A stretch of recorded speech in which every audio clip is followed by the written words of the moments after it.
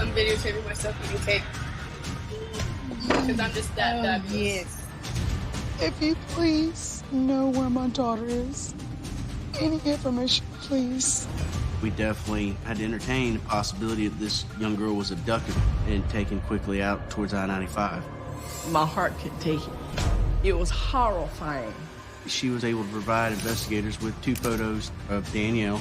In the reflection of the eyeglasses, you can see other people. So it's actually an incredibly valuable piece of evidence. Now this is starting a lot of more questions than answers. What police find is a shovel, and there was something on there that looked like blood.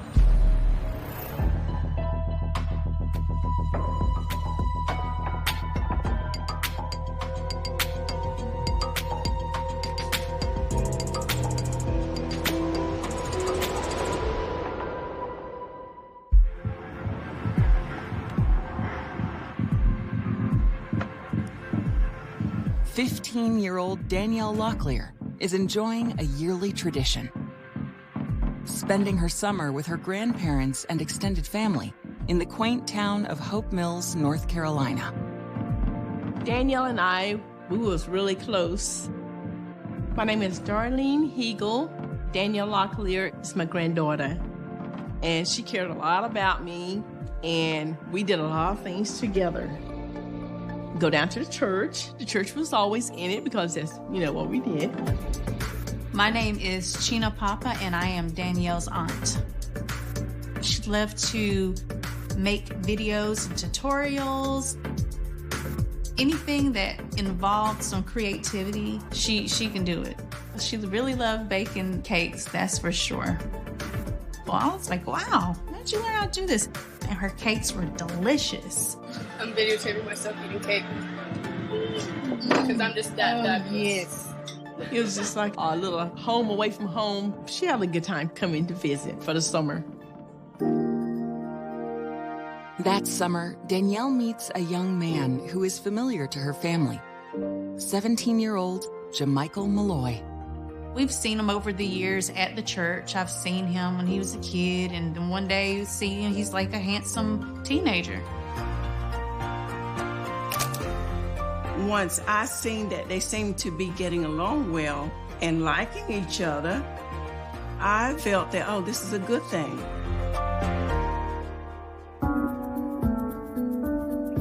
When the summer comes to an end, it's time for Danielle to return home to her mother, Rona, and stepfather in Myrtle Beach, South Carolina. But there's a problem. When it was time for her to go back, she didn't want to go back because she had a love interest. And she was like, please, Grandma, I want to stay.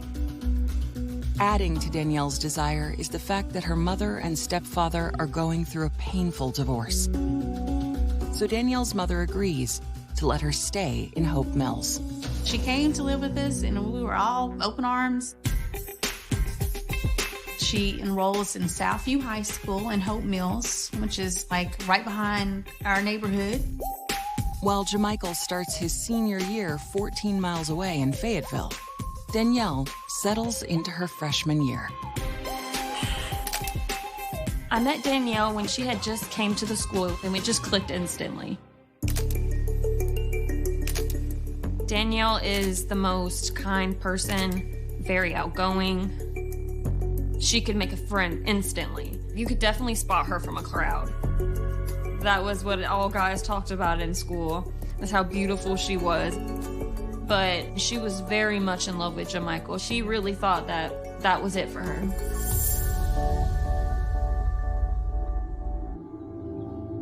Later that school year, on the morning of Tuesday, March 11th, Danielle's grandmother and Aunt China are preparing to go out of town, leaving Danielle with her grandfather for the night. It was kind of a busy morning for myself and my mother. We were about to go to Atlanta, Georgia for a doctor's visit, and Danielle usually is out the house by 8 o'clock in the morning, rushing off to school. But that morning, Danielle is running late. I remember looking at her, and I said, okay, bye, Danielle. She said, bye, Grandma. And I just seen the side of her face, and then she was gone.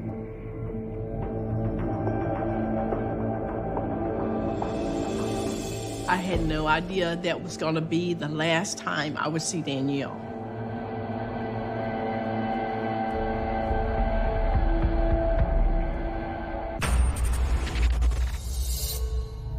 That evening, hours after Danielle returned from school, at around 9:45, she asks her grandfather if she can run a quick errand.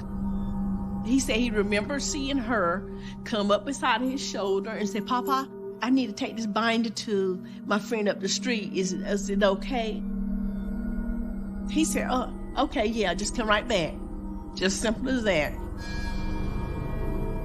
But an hour later, Danielle hasn't returned home. The grandfather said that he's calling the phone, she's not answering, going to voicemail, so he starts driving around Hope Mills looking for Danielle, and he can't find her. The grandfather said that he hesitated calling the police because he always believed that you had to wait 24 hours to report someone missing. Finally, at 3 in the morning, he gave up, went back to sleep, hoped that by the morning she would have come home. When he wakes up, he begins to panic. I got a phone call down in Atlanta from my husband, and he said that it's been a while now and she never came back to the house. I'm all nervous at that point, so we started getting our things together real quick to come back home. Danielle's grandmother instructs her husband to call the police and then rushes to return to Hope Mills. When we reach Hope Mills, the police are already there. I'm Detective Joshua Hamilton, and I was assigned to be the lead investigator on the Danielle Locklear case. The grandfather was questioned by responding officers.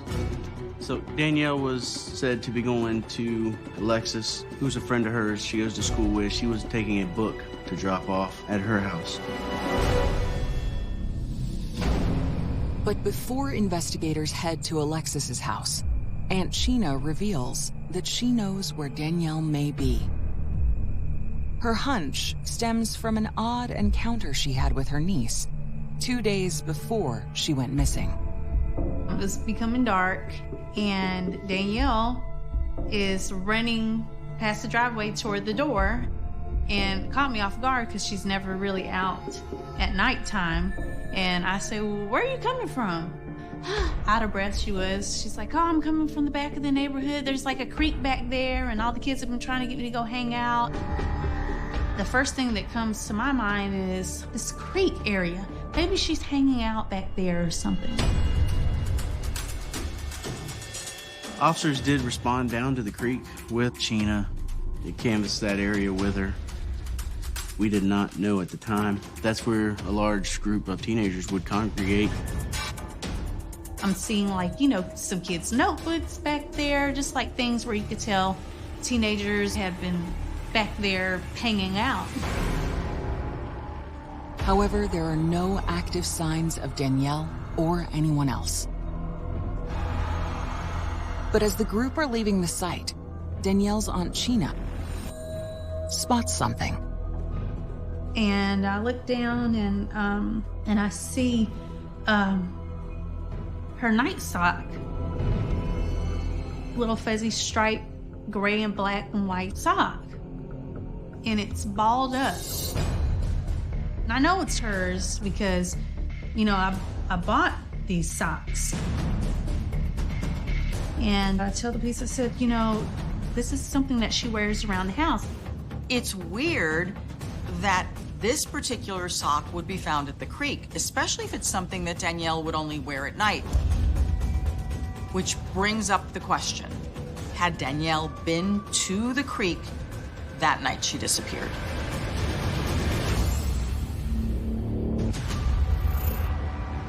Danielle's inner world revealed. I remember her texting me in gym class, and she just started bawling instantly. She's really distressed about this, and she had a lot going on for a 15-year-old. And classmates point the finger at a former student. The other kids had told the police she had rejected him and that maybe he had something to do with her disappearance. She seemed like a goody-goody, and good-goodies have a bad habit of snitching.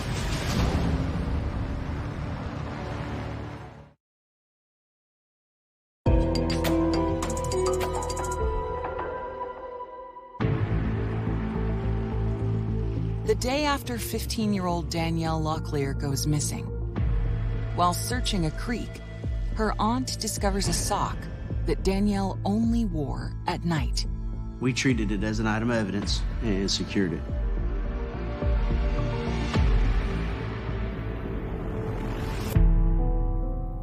The family then makes a painful call to Danielle's mom. We called my daughter Rona because she was still at Myrtle Beach. Told her that Danielle didn't come home. And she said, "What do you mean she didn't come home? What do you mean, where's she at?" All this kind of stuff. And so everybody was dumbfounded. You can't sleep, you can't eat, you can't think. Now, there's so many different things that could have happened to her. By the time we were looking for her, she could be anywhere. Danielle's mom rushes to Hope Mills, while police visit Alexis, the friend Danielle told her grandfather she was visiting the previous night. Alexis told investigators that Danielle had not come to her house during the nighttime hours the night before. Her friend was not even aware that Danielle was coming to her house, which kind of shocked us. Now we don't know where she went. Detectives wonder, why did Danielle lie to her grandfather about where she went that night? Alexis goes on to tell police that she did spend time with Danielle earlier that afternoon, at a place now familiar to investigators. She had seen Danielle the day before at the creek during school hours. So quickly found out that she actually skipped part of the day and went to the creek. So now this is starting a lot of more questions than answers. Alexis was able to provide investigators with 2 photos taken from the creek the day before. Danielle seemed to be enjoying herself. She was smiling. These images were, final images of Danielle that we're aware of. As I'm looking at pictures of Danielle, she has some glasses on. If you look, there's four people in the background. In the reflection of the eyeglasses, you can see other people. And it just takes a matter of moments to figure out who those people are. So it's actually an incredibly valuable piece of evidence. Investigators consider if the afternoon at the creek is somehow connected to Danielle's disappearance. Establishing what exactly transpired at the creek was super, super important. We had to figure that out pretty quick. Detectives then set out to identify and interview all of the teens that were present. One of the first they interview is Danielle's friend, Caroline. She tells them that 2 days before her disappearance, a heartbroken Danielle shared some stunning news. I remember her texting me in gym class, and I went to go see her, and she just started bawling instantly, which is not her characteristic at all. She told me about Jamichael and that he had cut things off with her and that she was really upset. And she started asking me about the creek and where I go when I skip. And I was like, "Do you want to see it?" And then we went down there and we just joked around for a little bit. That evening, Danielle encountered her Aunt Sheena when she returned home. The next afternoon, the day Danielle went missing, she and Caroline stealthily returned. The next day, we spent the day there. I remember it being sunny and warm. There's probably at least 6 kids down there. We had laid out beach towels and blankets. She was just laughing the whole time. Like, I didn't think she was sad anymore at all. That was the last time I saw Danny, my final day with her. I just feel like that was a good day to have with her. If I had to pick a last day with somebody, I mean, that was a good one.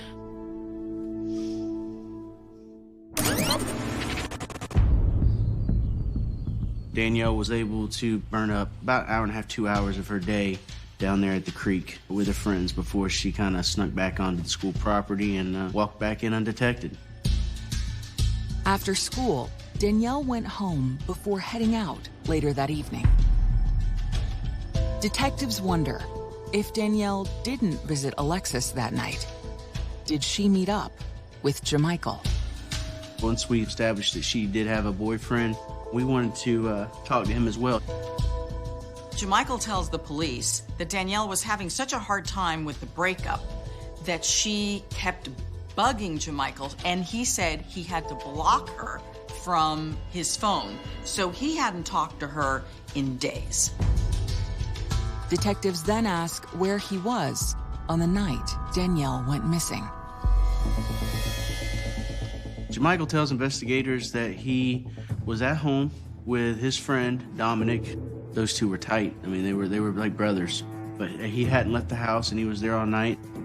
Investigators asked for consent to do a forensic analysis of his phone and the contents within it.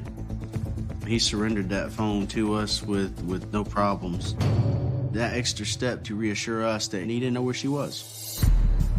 As they sift through the messages on Jamichael's phone, they make a shocking discovery. Several days before she went missing, she was saying to him that she had taken a test and was in fact pregnant with his baby.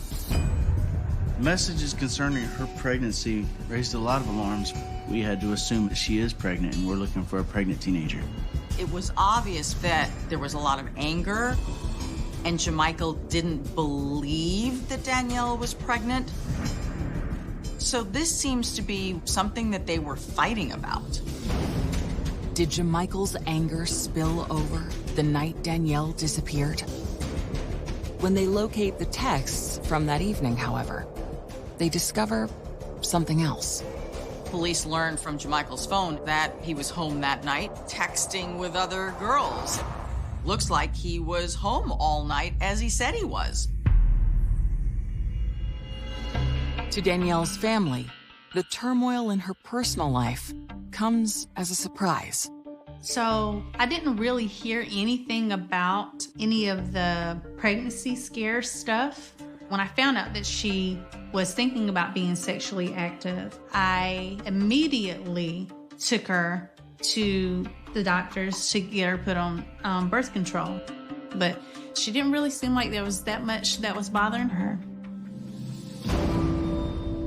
In hopes of unearthing new clues, detectives file a subpoena for Danielle's cell data. Then, they retrace her steps from the day she went missing, starting with her walk from school to the creek. Investigators discovered the camera aiming at the sidewalk, which leads to the trail to the creek. This surveillance video of Danielle is proof of what Danielle was doing that day before she disappeared.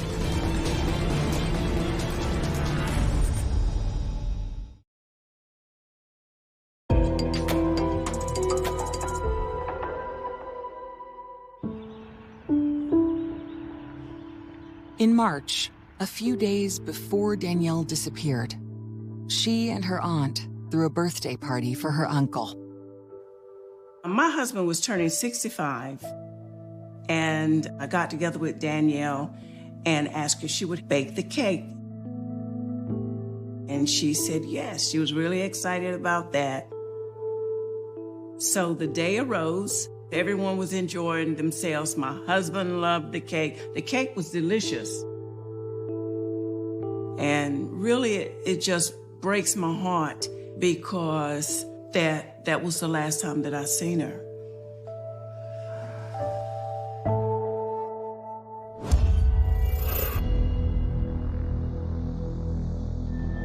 Two days after she is reported missing, investigators review security footage of Danielle on the day she vanished. It was certainly of interest to investigators at that point because it was earlier in the day that she went missing later that evening.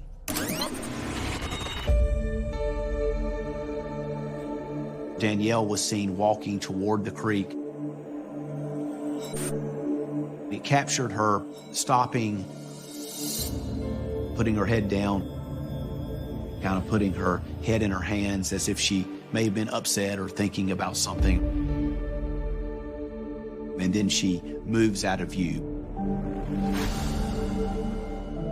Police are also learning that she is absolutely heartbroken about her breakup with Jamichael Malloy.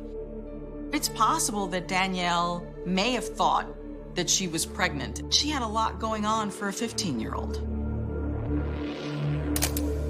I don't think we'll ever know exactly what was going through her mind, but, you know, it's obvious something's there.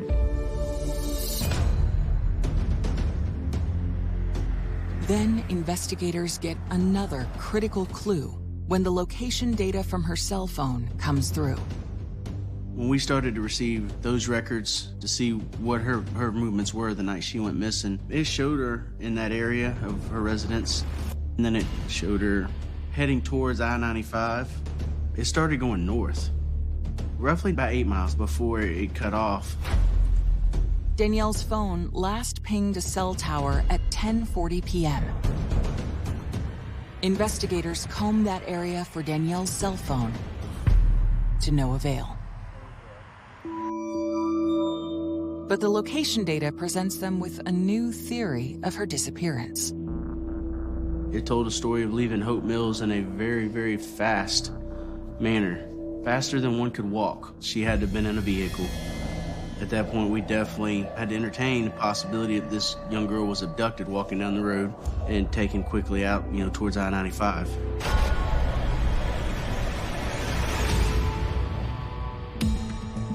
We've gotten the federal authorities and FBI involved.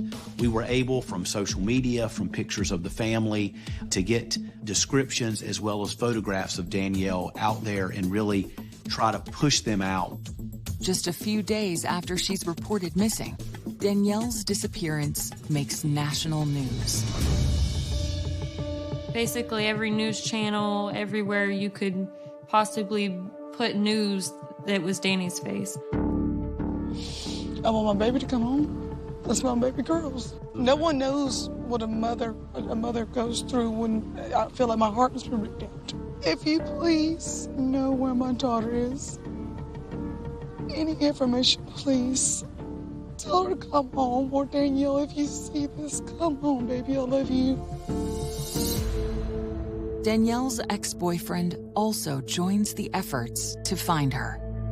Jamichael was right there in the huddle with us, looking for, making the plan, where we're gonna go, what we're gonna search, who we're gonna talk to next. We did everything within our power, making phone calls, calling friends, making flyers, sending faxes. Our attitude was that, you know, do whatever's necessary to find her. And we're praying and hoping that you find her alive.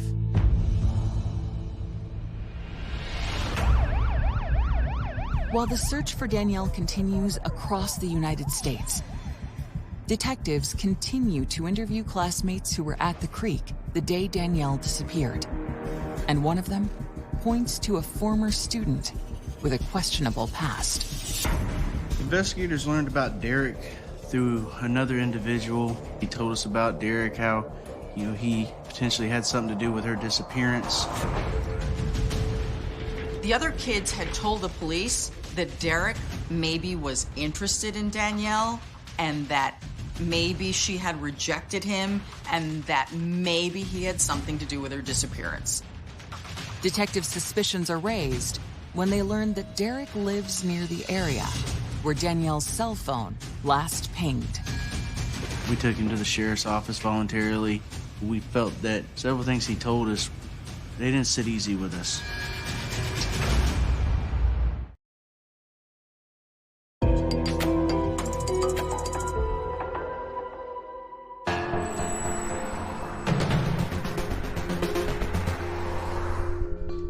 Investigators are questioning a former student who lives in the area where Danielle Locklear's phone last pinged.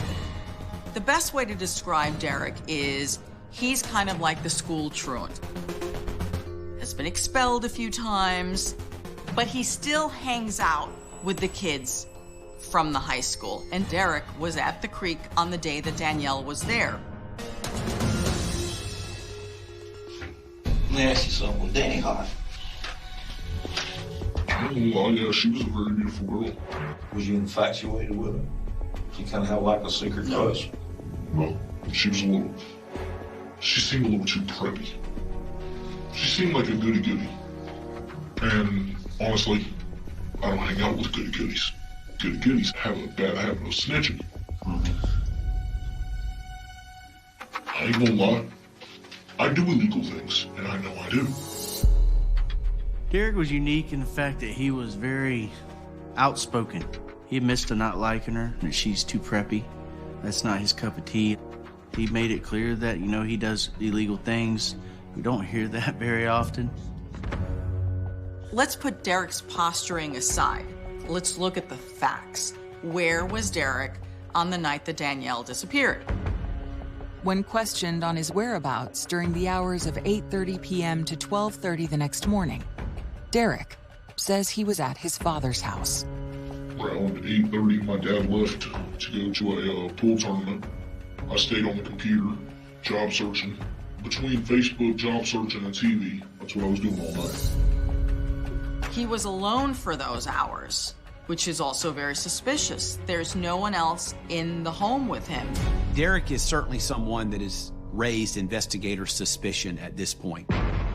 Detectives then turn to the location of the final cell ping from Danielle's phone. But we know where Danielle's phone was. Okay, what area her phone was. It's out there around your house, in that general area.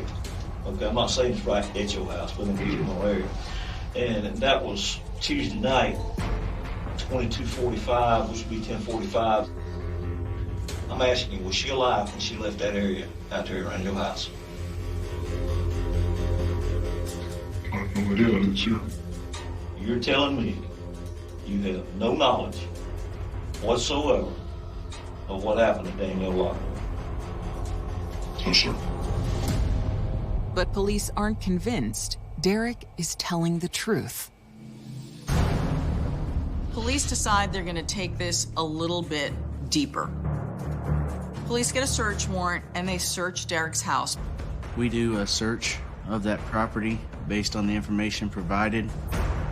While examining the property, investigators immediately observe something alarming. What police find is a shovel. And there was something on there that looked like blood. The shovel appeared to have what we thought was blood on it. So, we ran some tests on it. But when the police took the shovel in for forensic examination, they determined that it was not blood on the shovel.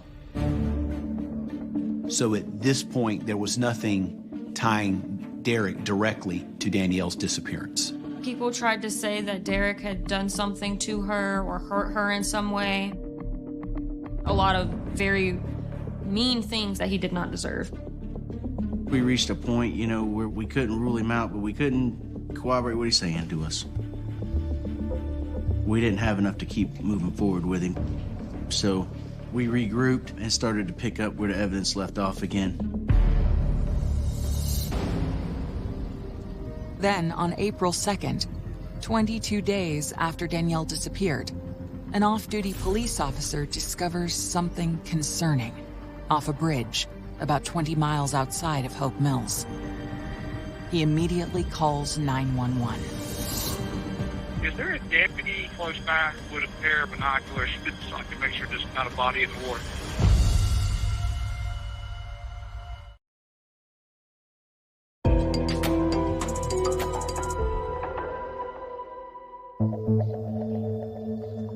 On April 2nd, 3 weeks after Danielle disappeared, an off-duty cop calls 911 for assistance.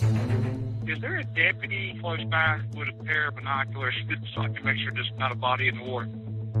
Okay, I just got up with Dick. As soon as he clears his call, he can be en route to you. Once he got the binoculars, he was able to see that it was, in fact, a body in the river. Detectives race to the scene. When the body was pulled from the water, I recognized personally the shirt that was on the body as being the shirt that Danielle was pictured wearing at the creek. It was heartbreaking. We knew at some point we were going to have to tell her family that the worst outcome possible was now a reality. When Danielle's body was recovered from the water, there was a center block tied around her waist that was tied with yellow rope. There was also another center block tied around her feet, again with yellow rope. The cinder blocks were of the coarse gravel. They were definitely an older cinder block. They weren't like the crushed fine concrete you see typically in today's cinder blocks. Once police receive a positive identification from the medical examiner, they notify Danielle's family. It was very hard. It was hard. It was a hard day. At that point, my heart couldn't take it. I couldn't take it. It was horrifying. I just kept thinking, this can't be real. Like, this is like the worst thing that could possibly have happened. I just felt like I could never really believe it in my mind that she was gone.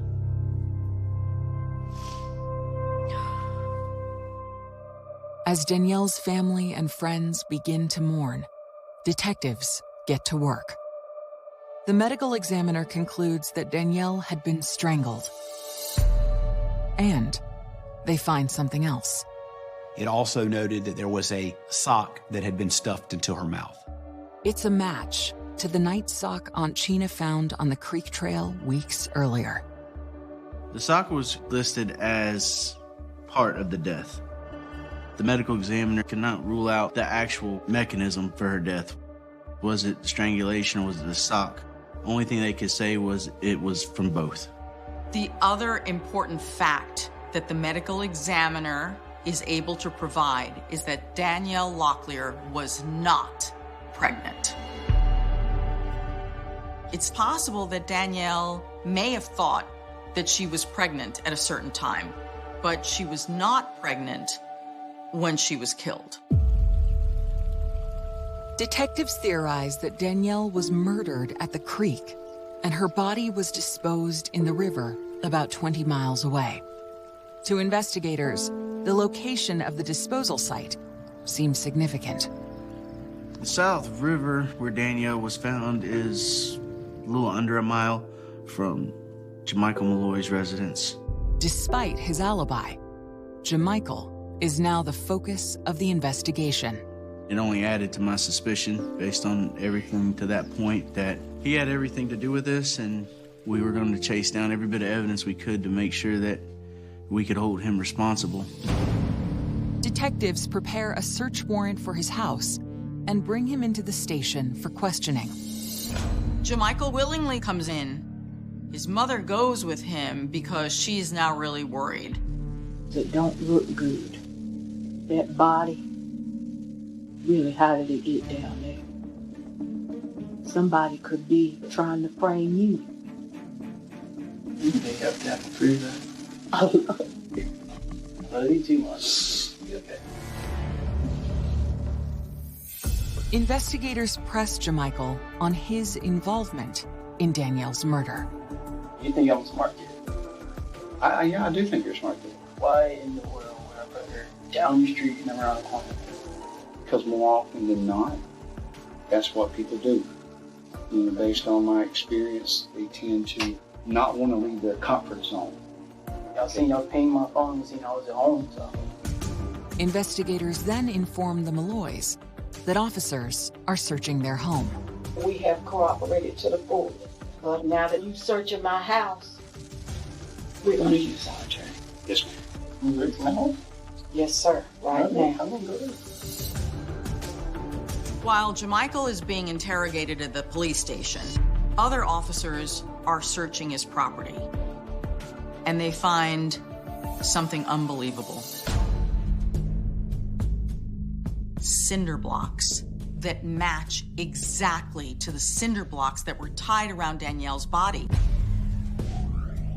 At his home, in the soil, they find the indentation, the marks left from the cinder blocks that had been there and had been removed.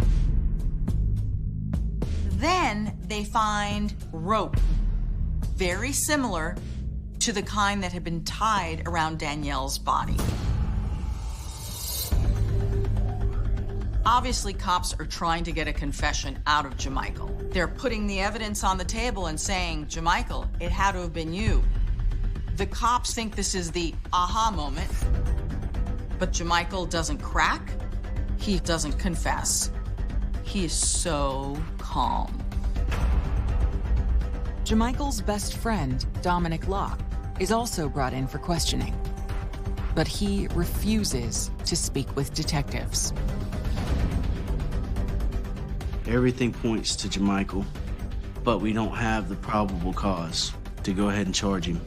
We wrapped it up, let him go on his way, and told him we're gonna see you again. This ain't over.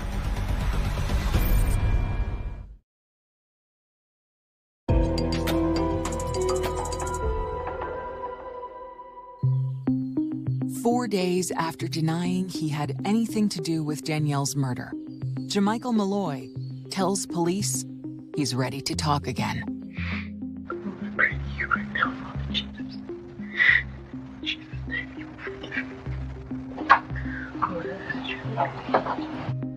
Jamichael explains that on the night of the murder, he and his friend Dominic drove to Danielle's home. I was like, all right, I'm ready to get this pregnancy thing done. So I had took my wallet and I threw it against her window. To get out of the house, Danielle told her grandfather that she needed to drop off a notebook at her friend's house. She came out and everything. She got in the car and we went to the creek. We sat down and talked for a while. And she was cursing me out, still being mean to me. And I'm just trying to shove it off. And she was supposed to take a pregnancy test in front of me. I told her, no matter what, if you're pregnant or not, I'm gonna do what I gotta do. If this is my kid, DNA proven and everything. But I'm not gonna be with you. And that's when she snapped on me. She punched me in my face. She slapped me and jumped on top of me and got all over me and stuff. According to Jamichael, in the middle of their alleged fight, he snapped.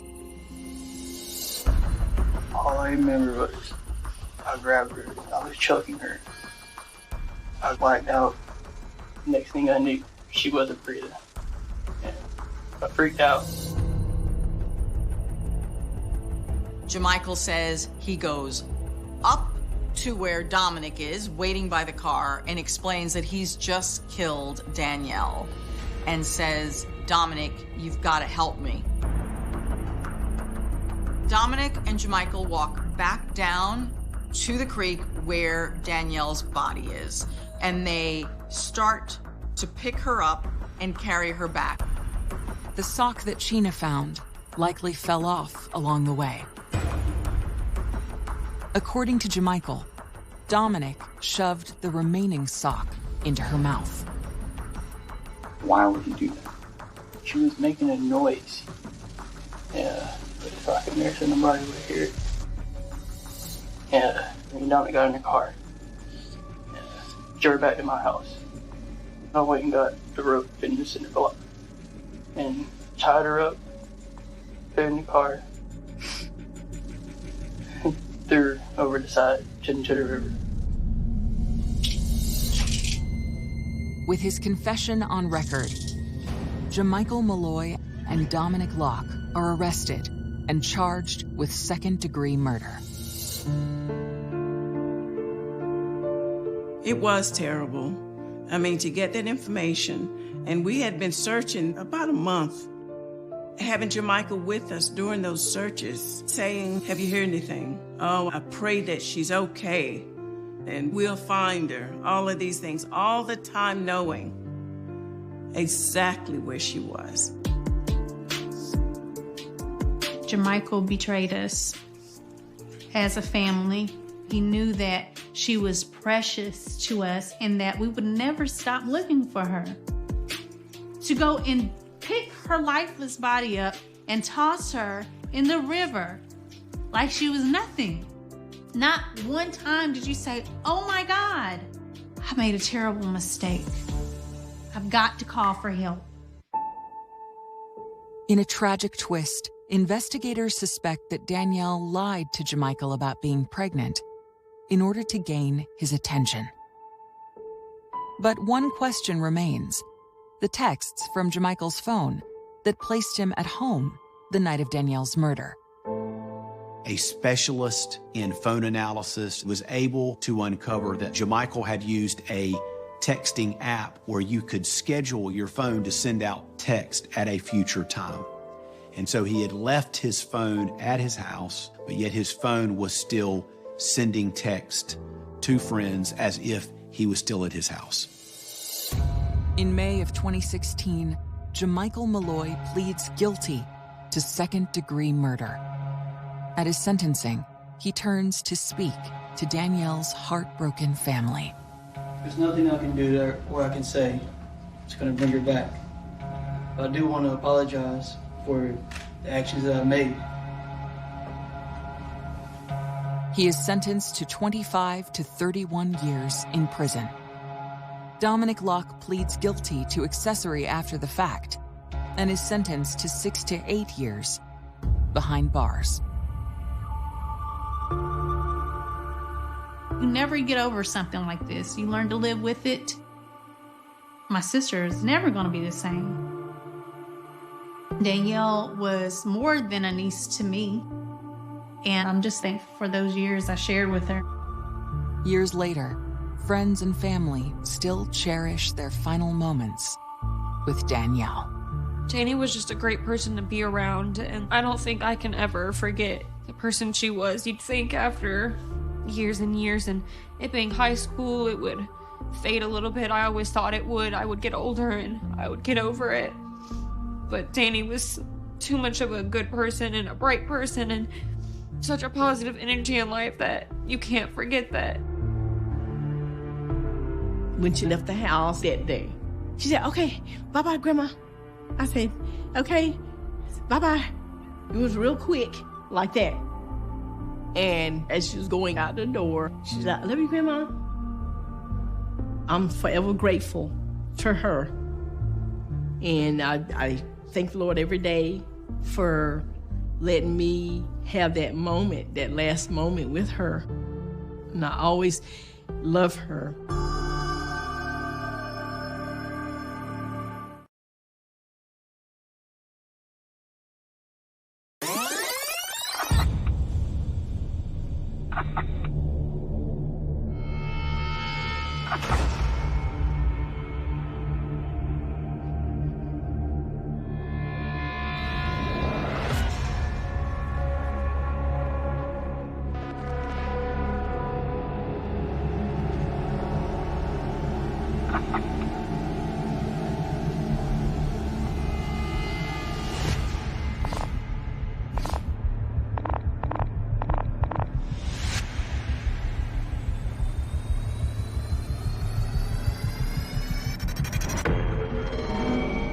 When they showed the story on the news, I started screaming. I had to literally get up and walk away from the television. He was the brother I didn't have but always wanted, and I didn't have him for long enough. It's very rare, obviously, to get surveillance footage of an actual murder. They don't get any money. They didn't gain anything out of what they did. It was just senseless. The trail became cold, and we were desperate for a lead. Investigators wanted to dust the counter for prints, but everybody that comes in there could touch that counter. The culprits are either going to mess up or somebody gets in trouble and wants a deal to help.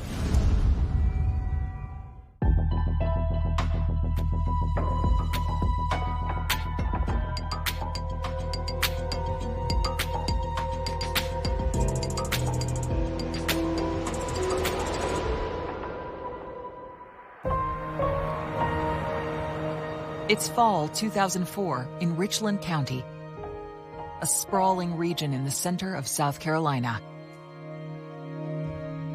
24-year-old Willard Grandstaff is hard at work at the Kangaroo Express convenience store.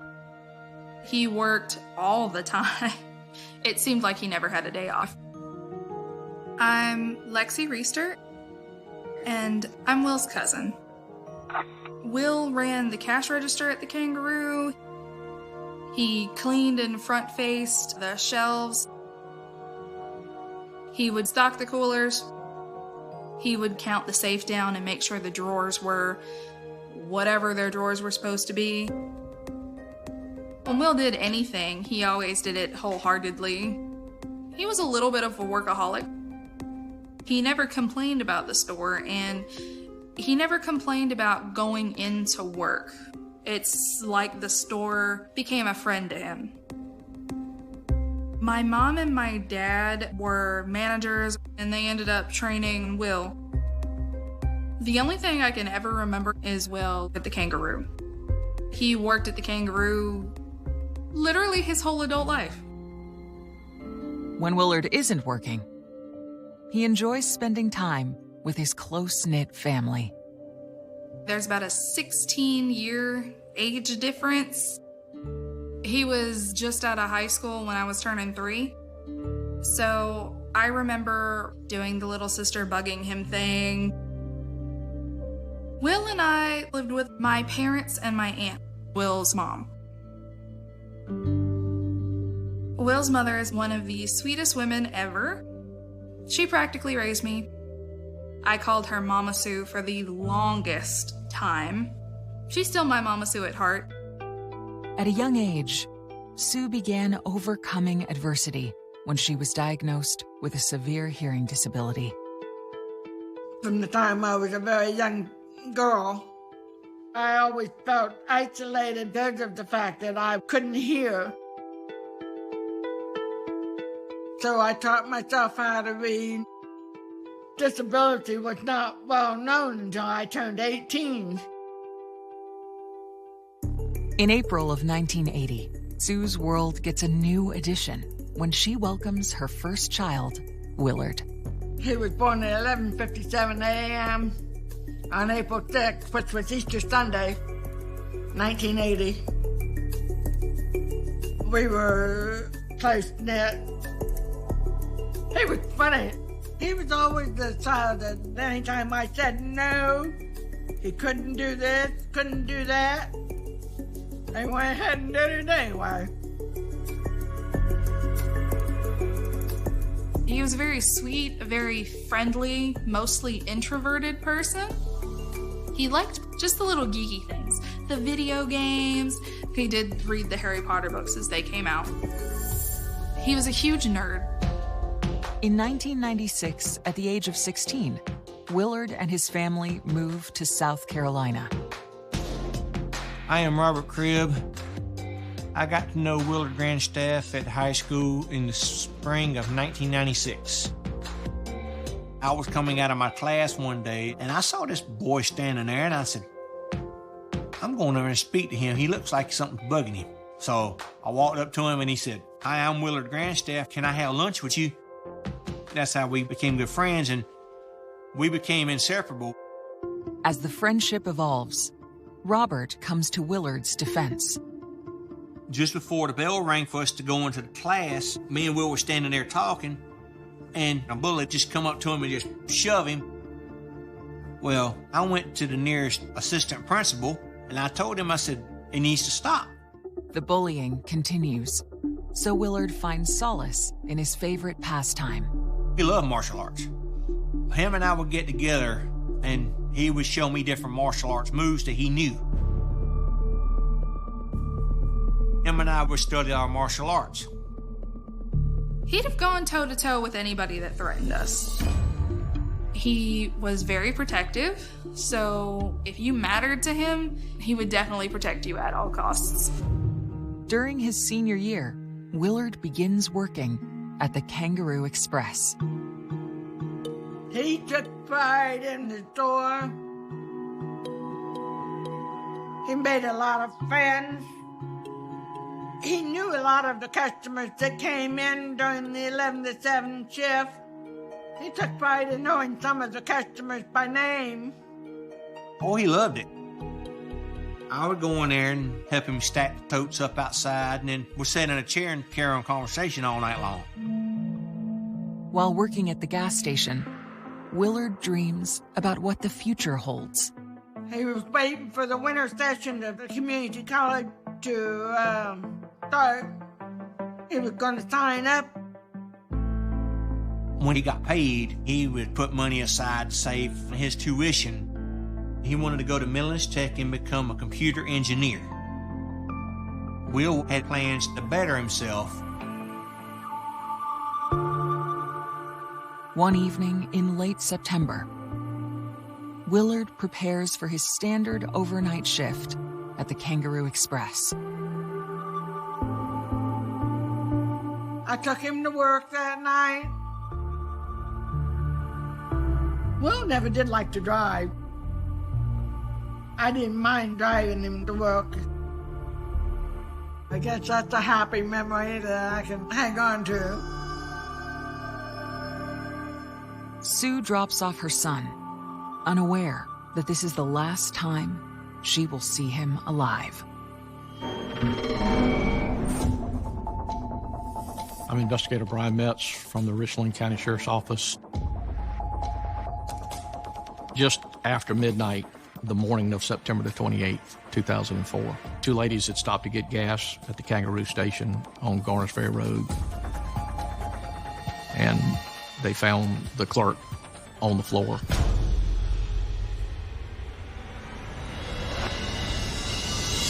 With blood around his head. Critical clues buried in Willard's final moments. The accomplice was laying in wait. They knew he was somewhere. An inside tip suggests a surprising motive. To go take that next step into murder is unusual. It's starting to look like there was some type of beef or argument with Willard. And an unlikely witness unlocks the crime. In this particular case, he was at one tip that possibly changes everything.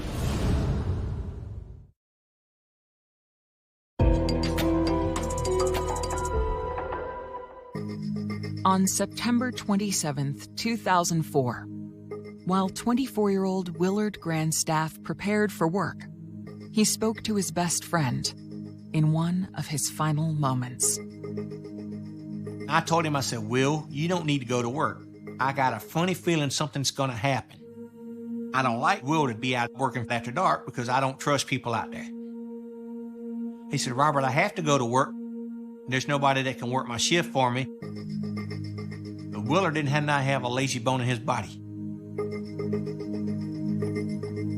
Well, I couldn't talk him out of it, and he went to work. He said, I'll call you at 12:30 a.m.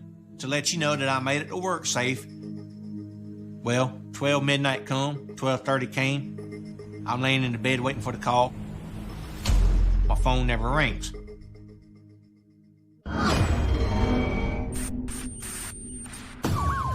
While Cribb waited to hear from Willard, Richland County Sheriff's officers responded to the 911 call from the Kangaroo Express.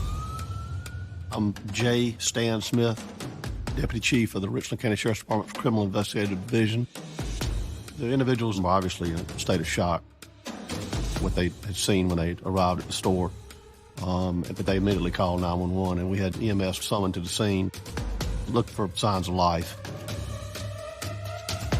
But the individual had passed away. Crime scene investigators became involved at that point. The sergeant on duty briefed myself and spoke to the two people who had reported it. After that, we began the investigation. So when we go inside, we see the clerk on the floor in front of the counter and blood around his head and what appeared to be a gunshot wound to his head. A wound like that looks like it's pretty close up. You know, we're talking point blank. There could be a lot of explanations for that. Maybe somebody was mad at him. Did somebody have a big beef with him or hatred for him?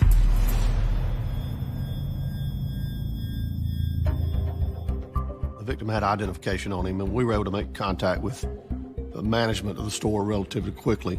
So we confirmed his identity through management. We were able to identify that the clerk was Willard Grandstaff. Willard's uncle was manager at the store, and he assisted us while we were there. It's never good to have a person as young as Willard die. It's never easy on a family when something like this happens.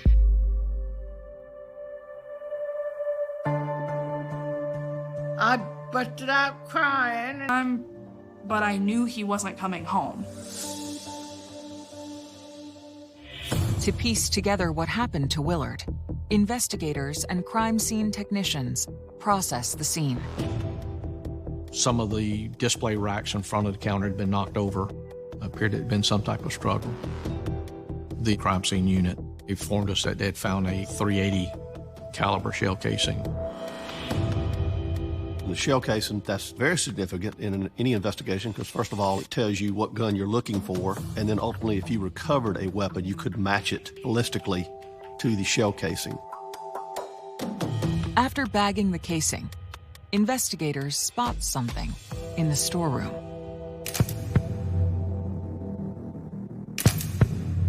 It's very rare to get surveillance footage of an actual murder. A convenience store would be a good opportunity where you do have surveillance video to show thefts and things of that nature.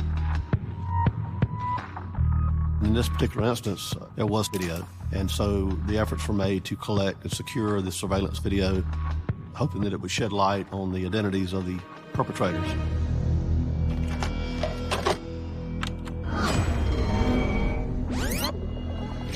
We could see that Willard was doing cleanup in the store and then had gone to the back of the store to stock the coolers. He was busy doing his job. Shortly before midnight, two males come in, larger male and a smaller male. Both of them are dressed in darker clothes. Their faces are covered. Both of them are carrying handguns. The larger male is an African-American male. The other one was hard to tell, not enough skin showing. He could have been a light-skinned African-American. He could have been white. The two suspects separated in the store. The accomplice was over behind a rack. They obviously did not see Willard when they first came in. They knew he was somewhere, and they figured he would emerge. So the lighter-skinned male goes behind the counter to the cash register, and then there was like a back office. He looked like he was looking probably for the clerk. The heavier-set male stands in front of the counter, I guess more like a lookout. Police continue watching as the masked gunmen move through the store before Willard suddenly emerges.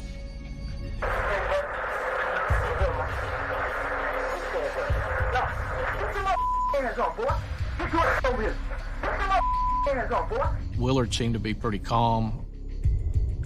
The heavy-set male started demanding money from him and telling him to put his hands on the counter. So Willard refuses to do what he says and gets struck by the heavier-set male. The other male then comes from behind the counter, jumps over the counter, and basically falls, knocking over some things. And then Willard is able to get back to his feet.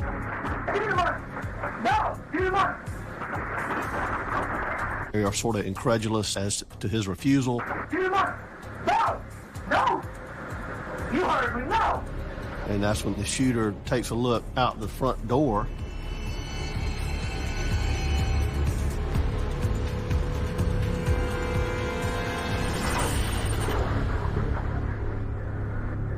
And shoots Willard in the head. The two immediately turned to the door and walked out. They didn't run out, they walked out. It was sort of an impulse reaction, sort of like, I'm going to show you type thing is the impression I got from looking at the video. Willard was very brave to do what he did. You don't know the mindset of the person holding the gun. They're desperate, they're unpredictable. Willard was a true innocent victim. He was minding his own business. He had a job. He was trying to contribute to society. He didn't deserve to have this happen to him.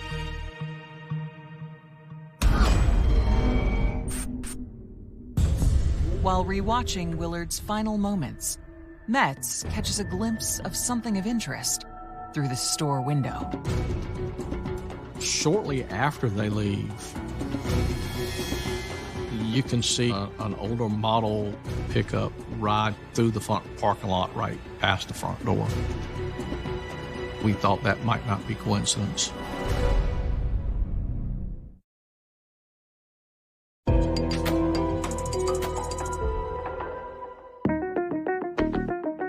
When reviewing surveillance footage of Willard Grandstaff's murder, investigators spot a truck leaving the scene.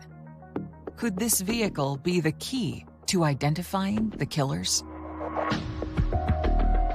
It was believed it could be the suspect vehicle because of the short time between it circling through and the two suspects entering the store. So in the absence of other information, we had to believe that that truck was in play. It's almost too good to be true that it's a coincidence that they just happened to ride through at that point. As detectives collect information on the pickup truck, they notice something intriguing at the beginning of the encounter. I am Rita Schuler, retired special agent with the South Carolina Law Enforcement Division. Another very important thing that the investigators saw was when the slender guy jumped over the counter, he jumped and his palm touched the counter. And they figured, oh, we may be able to dust the counter and get a palm print that we could possibly lead back to him. And we processed the counter area very deliberately in hopes that would produce a latent print or DNA that would help solve this case.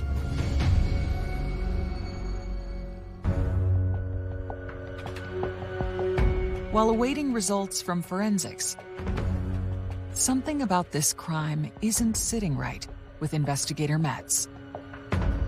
The one thing that got me was just the callousness of the way he was shot. It was totally uncalled for. There was no reason behind this. After they shoot Willard, they leave the store. They don't get any money. They didn't gain anything out of what they did. It was just senseless. The close-range nature of the shooting leads Metz to reconsider an earlier theory from the crime scene. When you're looking at a case like this, you have to look at if there was anybody that had some type of beef or argument with Willard. An individual may come in and try to steal a 12-pack of beer, but to go take that next step and to murder the clerk is unusual.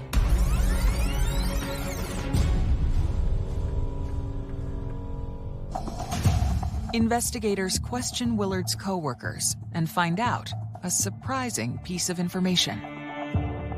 When we looked at possible suspects, we learned from management that Willard had thwarted a previous attempt to steal money out of the register. In this particular instance, he was successful in defending the store at that point in time. We found that video and we worked on that to see if maybe that individual came back and wanted to retaliate. Investigators compare the features of Willard's assailants to the footage of the prior robbery attempt. We take a close look at him, look at his height, his weight, but his physical characteristics didn't match. Despite the dead end, investigators believe that the close encounter provides insight into Willard's mindset the night he was murdered. It told us a lot about Willard as a person. He was proud of his job and may have given him confidence to stand up against these other two guys. He was not afraid. We got to believe that maybe he was bolstered some by his previous efforts to defend the store. 4 days after the murder, on October 2nd, Willard Grandstaff is laid to rest. I was a pallbearer at his funeral. I walked up to his body, and I'm screaming, "No, stop, don't do this, wake up, let's go home." And I sat down and finally got myself together, and his mom said, "Robert, you need to let him go." He's at rest now. The good Lord needed him for something besides here. Grow up. The only thing I could tell the police was just to get the son of a bitches. In the weeks after the murder, the case is at a standstill. We just were basically stymied in the early part of this investigation. When you have a case like this where your investigation is really turned cold kind of quickly, you're just desperately looking for similar crimes, trends involving maybe a weapon of the same caliber, things of that nature. Unfortunately, we have a lot of convenience store robberies. Anybody that we learned about that's committing, violent armed robberies and shooting people would have been subjects of interest in this investigation. We had to look at everything. Investigators then get a call with a promising tip. Another agency gave us a lead on some people that were committing some other burglaries in the area at the time. Shamik and Prince. The Half brothers were on the radar because they had been in the South during that time period. Investigators reach out to all police agencies in the area, gathering as much information about their new lead. They definitely had violent things in their criminal histories. They're buying and selling guns, and they could have possibly been in the area. There are two people we're going to have to look at.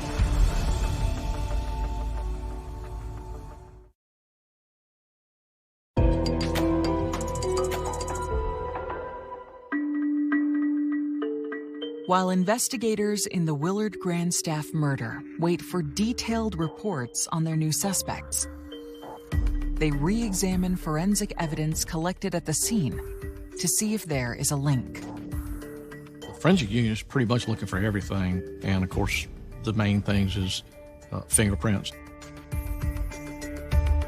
Well, when you examine the surveillance video, obviously you're interested in surfaces that may have been touched. DNA is so sophisticated now that skin cell tissue can leave what we call touch DNA. But it's very hard when it's a public store like this. Everybody that comes in there could touch that counter. You basically get a mixture of DNA that's unidentifiable exclusively to one person, and it's virtually impossible to isolate it. I'm John Metters, and I was in charge of the prosecution in the murder of Willard Grandstaff. Unfortunately, there weren't forensics, there wasn't DNA. There weren't fingerprints. There may have been one partial palm print, but was not something that law enforcement could use. With no viable forensic evidence, detectives reach back out to the agency that provided the tip. At that point, we'd deal with investigators. We would have them take full body pictures, showing tattoos or anything, and then you start doing a comparison there to see if things match up. Investigators' search for the suspects takes a turn when they receive a new update. We find out at the same time as Willard was killed. The Half brothers were incarcerated in another state. Both of them were caught up north somewhere. At that point, they were eliminated because we knew they were committing crimes at other places at the time that this murder occurred. The trail became cold, and we were desperate for a lead. We were at a dead end. Months after Willard's murder, the investigation is at a standstill, and his family is still on edge. After Will was murdered, I know that my parents made extra sure to lock the doors and double check before they ever went to go do anything. I think they were worried. My mom worked at the store. I wanted my mom to come home. I didn't want her to get hurt. I worried a lot that someone else was gonna die. I try not to think about that store, ever. With little else to go on, investigators make a bold move. The sheriff's department decides to air this footage on the news, the local news channels in Columbia, in hopes that someone may identify the suspects or even identify this truck. When you release surveillance video or you make an appeal to the public, you'll take information from whatever source it comes. But not everyone is excited about the release of the surveillance video. I remember they brought the video over, but they wouldn't let me watch it because I was a child. And so to this day, I've still never seen the video.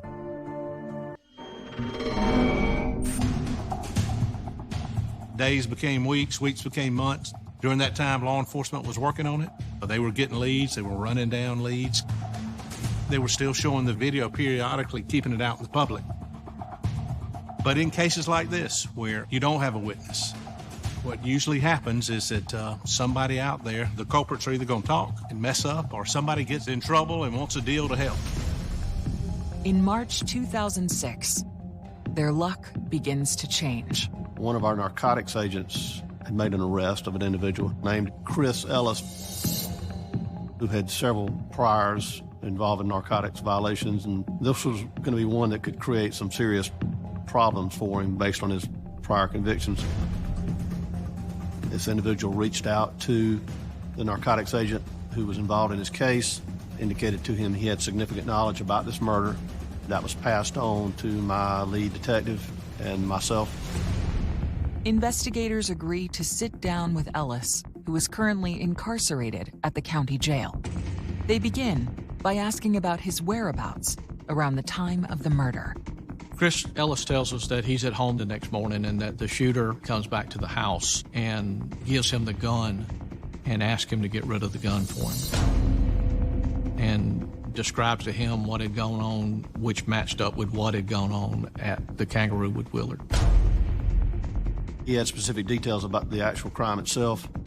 He knew the actual caliber of the weapon involved, which is very significant. There's one way to find out if Chris Ellis is telling the truth. After Chris's initial statement, we polygraphed Chris.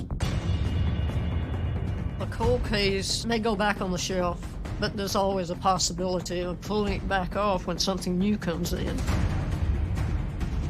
In this particular case, Chris was at one tip that possibly changes everything.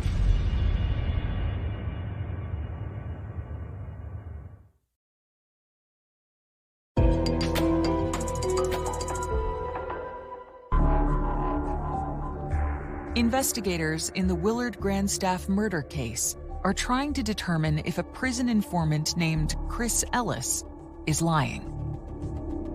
It's very commonplace for individuals who are incarcerated to try to gain some advantage by helping solve crime.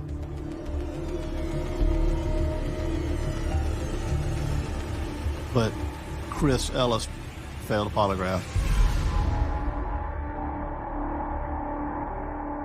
And what he was lying to us about was who was the heavier set accomplice.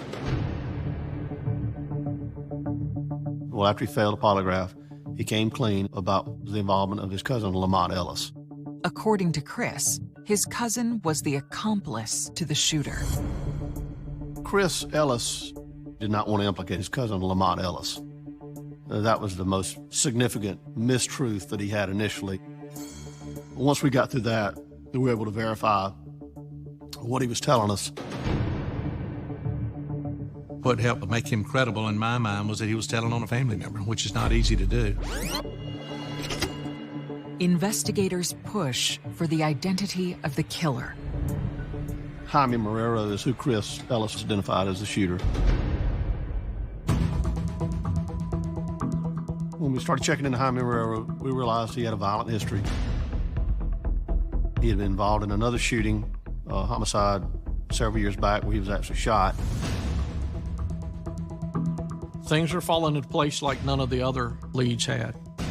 Investigators compare Jaime Marrero and Lamont Ellis to the masked gunman in the surveillance video.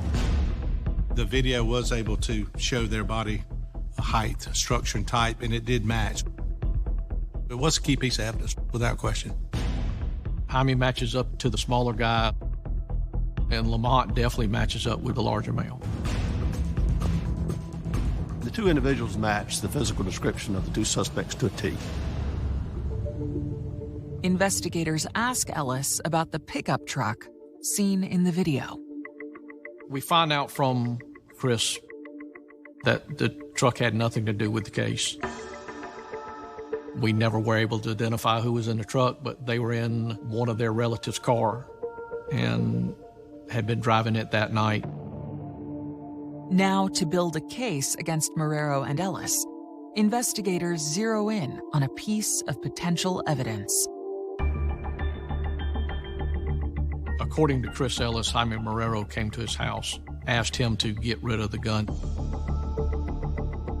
Chris told me that he had thrown the gun in a pond in the lower part of the county in a rural area. He had some connection in that pond because of a relative living close by. I went to the pond with law enforcement and Richland County divers. I learned ponds are some of the toughest thing to dive for because you can't see. We searched that pond for days, but were not able to recover it. Desperate for more evidence, investigators attempt to leverage their best asset.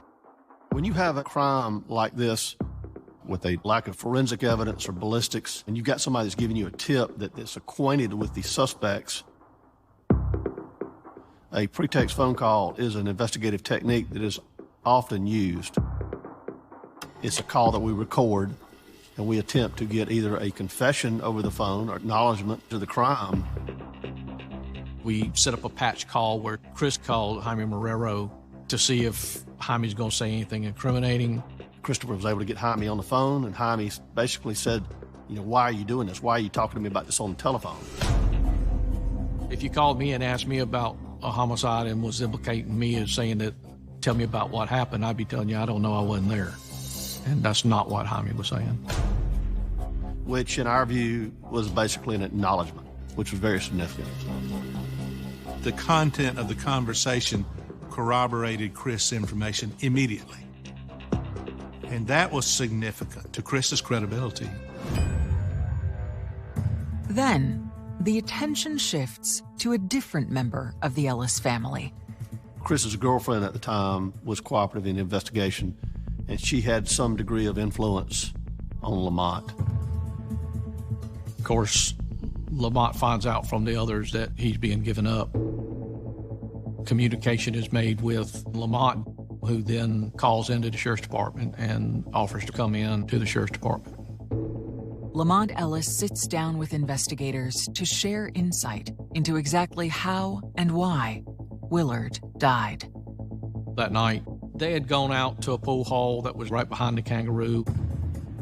When they left there, Jaime was talking about doing the robbery.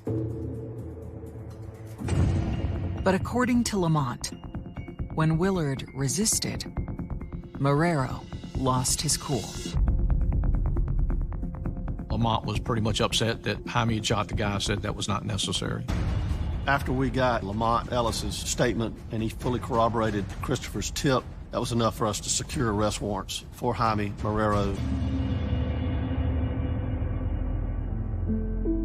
Willard's family is pleased with investigators' progress, but they find some of the case details shocking. The accomplice that was arrested, Lamont, my mom knew his mom and had kind of seen him grow up. So everyone was kind of surprised to hear that Lamont was involved.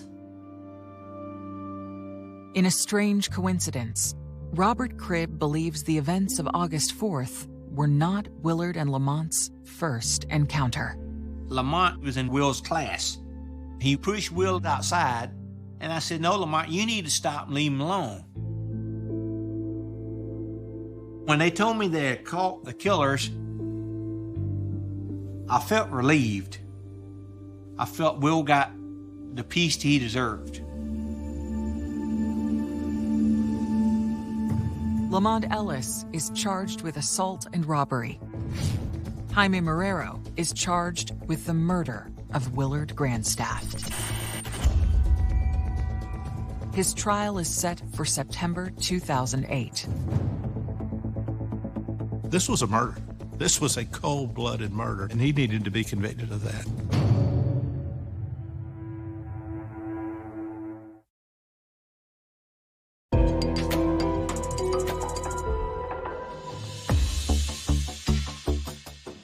On September 22, 2008, the trial for the murder of Willard Grandstaff begins. But there's a problem. I've been doing this a long time, and I love what I do. I love doing this job. But this case was not an easy case. There just was not any evidence, no forensics, no DNA. It was a tough case for law enforcement to crack, no question about it. Without something directly linking him to the murder, prosecutors fear Marrero will walk. We don't stop the investigation when the arrest takes place. We obviously wanted to build as strong a case as possible. One of the other significant parts of the investigation post-arrest were some jailhouse phone calls. One of those calls, Mr. Jaime Marrero was talking to his girlfriend, and as a result of that, law enforcement went and talked to her.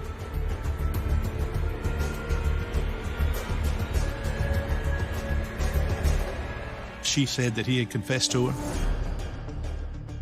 Law enforcement obviously was excited at that news. Just days into the trial, the prosecution's new star witness takes the stand. You know, some folks are just credible. They just reek with credibility. And her testimony was powerful. And I can visually remember looking at Marrero, and he was actually slipping down in his seat as she was testifying. And he felt it.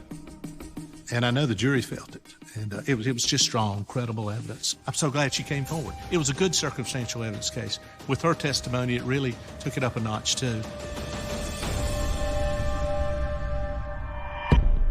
After her testimony, Jaime's lawyer asked the judge for a break. Jaime wanted to speak to family members. And after a period of time, he made what appeared to be a very emotional decision to plead guilty to murder and attempted armed robbery. I told the judge at the trial, these guys have deprived me of a future as well as my son. I said, the only thing I want you to do is deprive them of their future.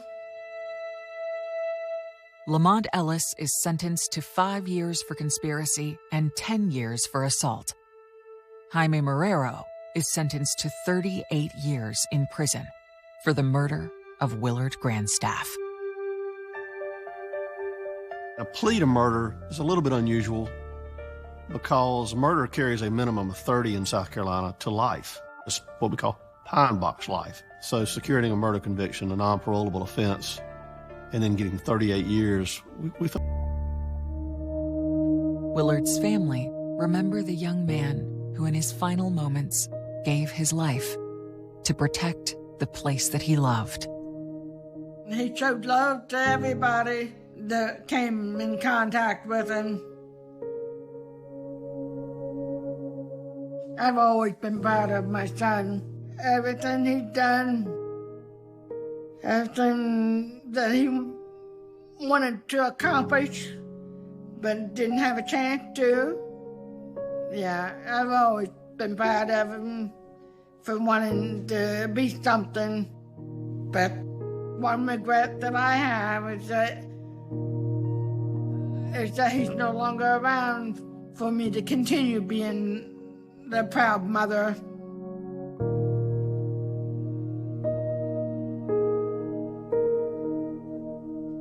I love you.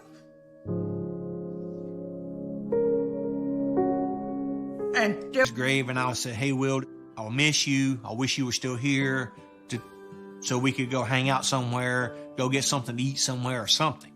And I could literally feel like he's putting his arm around me, telling me, hey, buddy, how are you? I'm right here with you. And then within 2 seconds, it's gone. I guess his way of telling me, hey, I'm here. I'm glad to see you. I'm doing okay, and I'll believe that till my dying day. If I could do anything, I'd want to give him a hug. I miss his hugs. I still remember his hugs. He gave bear hugs, and they were just the best hugs. He's the person you would have wanted to be friends with. I like how my aunt put it on his headstone. He was a gentle soul. That's what he was. Big friendly giant.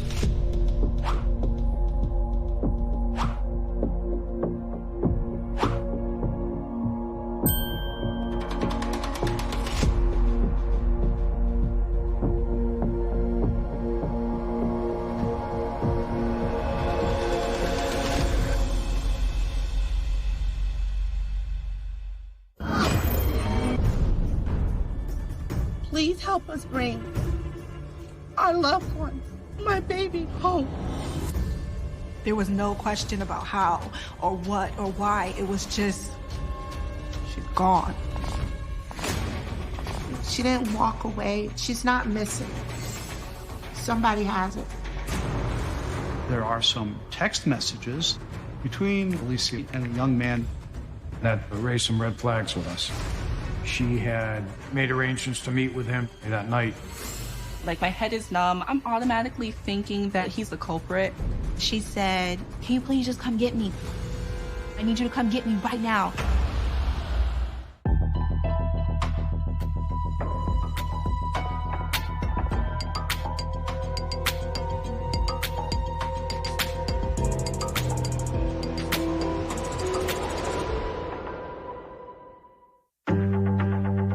Spring 2013 in Willimantic, a former mill town in Connecticut. 20-year-old Alicia Wiley is preparing for her sophomore year finals at Eastern Connecticut State University, where she is thriving. Alicia adapting to college life was great. My name is Shaharis Landell. I am Alicia's older sister. She loved being on her own. She didn't have anybody to answer to. I mean, she enjoyed her freedom. She had a perfect balance of her academics and her campus life. My name is Sade Burke, and I'm a close friend of Alicia Wiley. She was someone who came off very sassy, and she was very fashionable. So you would think that someone like that is stuck up. But I remember her saying, "Hey, Sade, you're not gonna say hi?" And that was the first time we ever had like a conversation, because we never spoke before then. Alicia was born on November 24th, 1992. And according to her mother, she was headstrong from the start. Alicia was determined to come into this world. And when I was 8 months pregnant, Alicia finally decided she couldn't wait no more. She was so tiny, like she fit in the palm of my hand. We used to call her Lily because her sister really couldn't say Alicia. She will always say Alili. The third daughter of single mother Karina Martin, Alicia forms a tight bond with Shahares, her older sister. Alicia was the type that would, if she saw me liking something, she would try it out.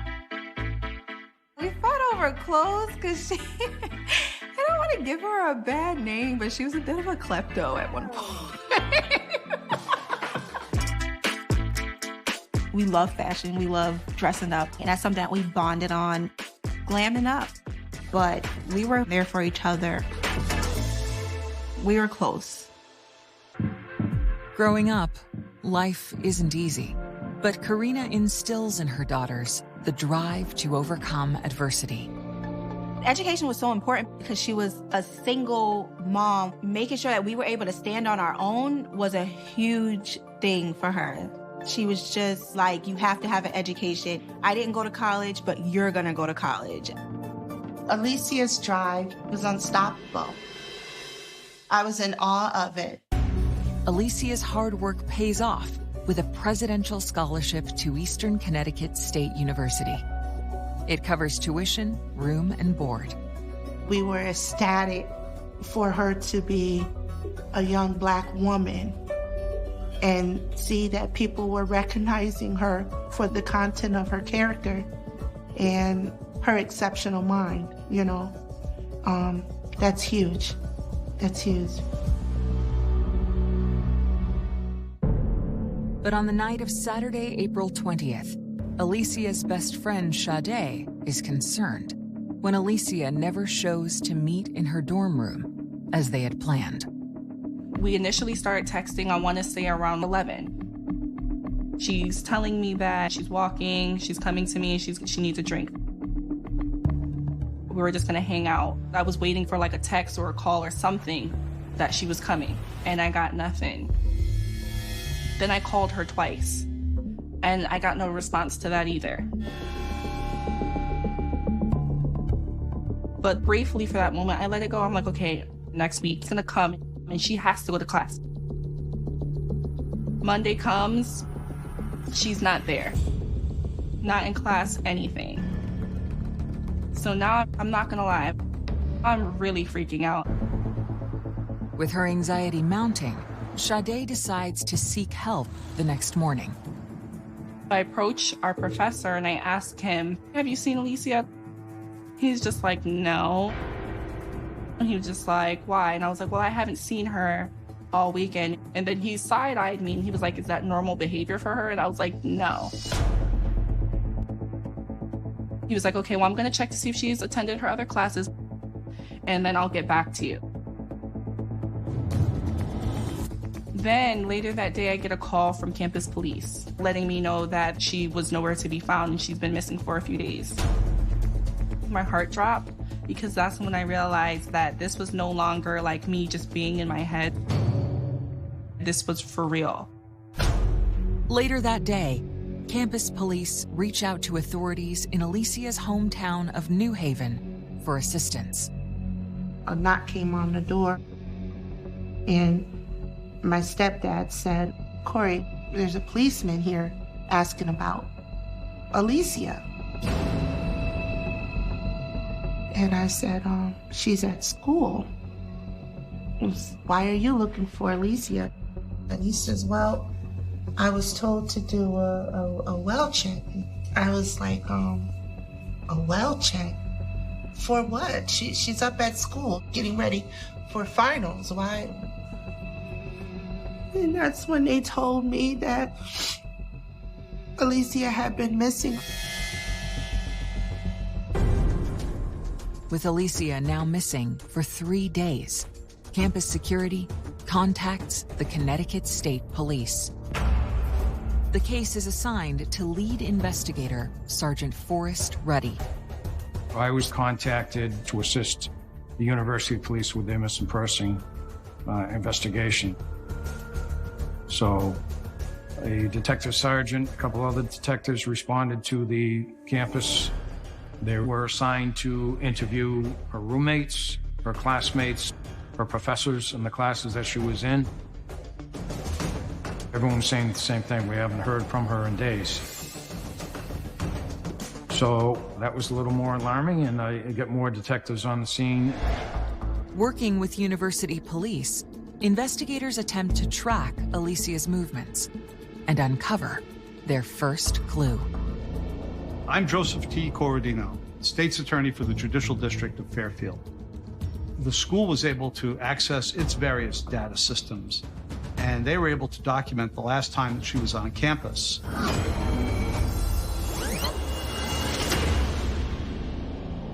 The footage in question shows Alicia on the morning of Saturday, April 20th. We have her on surveillance cameras in the lobby of Ockham Hall, and then leaving the building. We were able to recover Alicia walking out of Ockham Hall.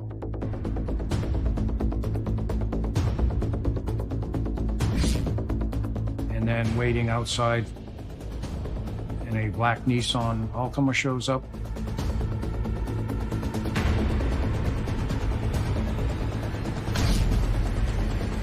And Alicia gets in there.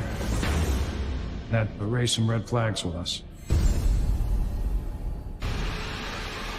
Shocking secrets from the past. I didn't want her to think, who else can I trust? So I kept it. What she told me, I kept. Heartbreaking regrets. I was just crying. That destroyed me because it made it feel like she was never coming back. And the quest to decipher Alicia's final moments. She said, I want you to know this isn't the first time this happened. And I was like, what do you mean? The story changed, so we want to gain as much information as we can.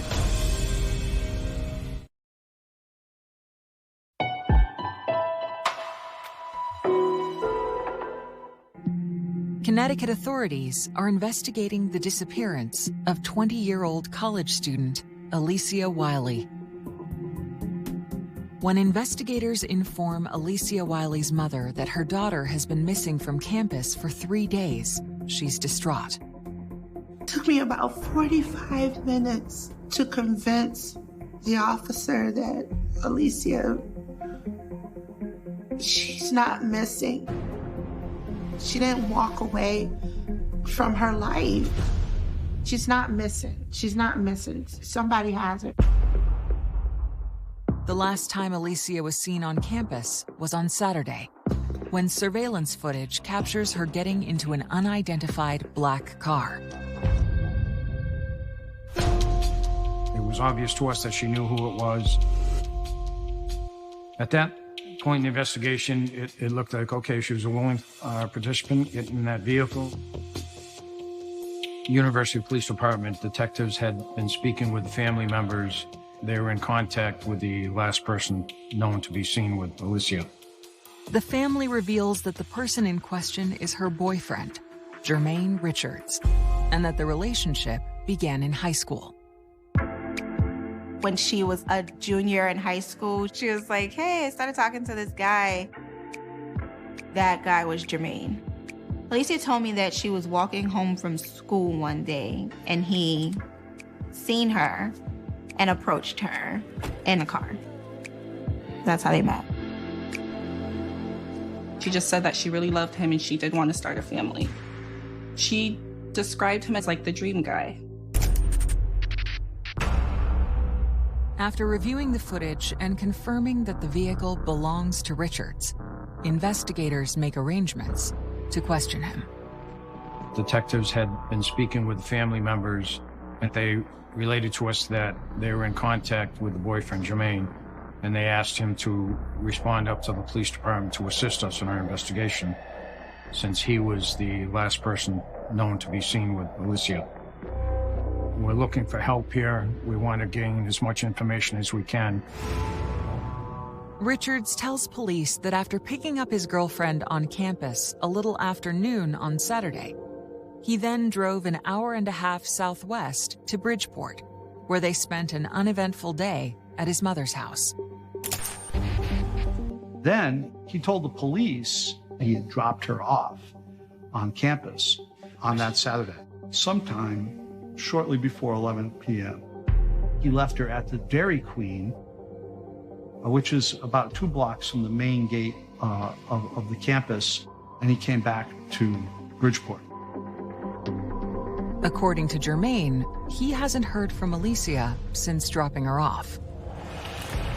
So at the time we spoke initially with Jermaine, we looked into his background. He didn't really have that much of a criminal history. The family also had mentioned that he was in the nursing field, healthcare assistant, at home care and things like that. In interviewing his mother, she pretty much said that she had seen Alicia and Jermaine at her house in Bridgeport the night before. They were getting along, didn't seem like anything was wrong, so she said there was no issues. We looked into his black Altima to see if there's any evidence in there, any signs of fight or anything broken inside the vehicle. There was nothing. To track the couple's movements on Saturday, investigators subpoena their cell phone records. While they must wait for Alicia's, they immediately gain access to Jermaine's. Cell site data is limited. We don't get an exact GPS location. We simply get a range in which the phone may have been. After he left her at the Dairy Queen, he gets on the telephone. His cell phone was on the towers up in Willimantic at 11 p.m. And then there was a 45-minute phone conversation with another friend. He's on the telephone almost all the way back to Bridgeport. So his phone is making contact with cell towers over the entire distance from Willimantic back to Bridgeport. That's a distance of about 75 miles. It seems Richard's story checks out. Jermaine Richards said he had dropped her off on campus.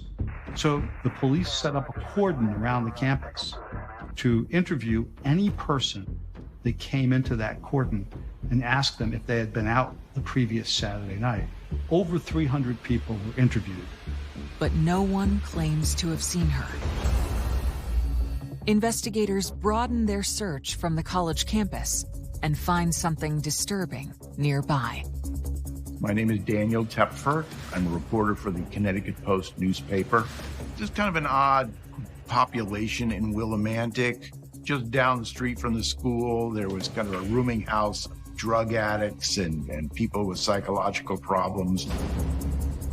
So there was always that question about maybe somebody in that town could have done something to Alicia.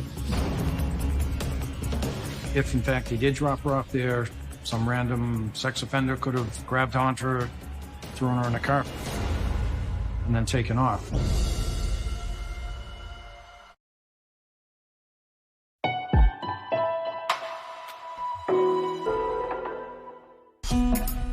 In the days after Alicia Wiley goes missing, investigators are looking into the possibility that she was abducted after her boyfriend claims he dropped her off on Saturday night near campus. If in fact he did drop her off there, some random sex offender could have grabbed onto her, thrown her in a car, and then taken off.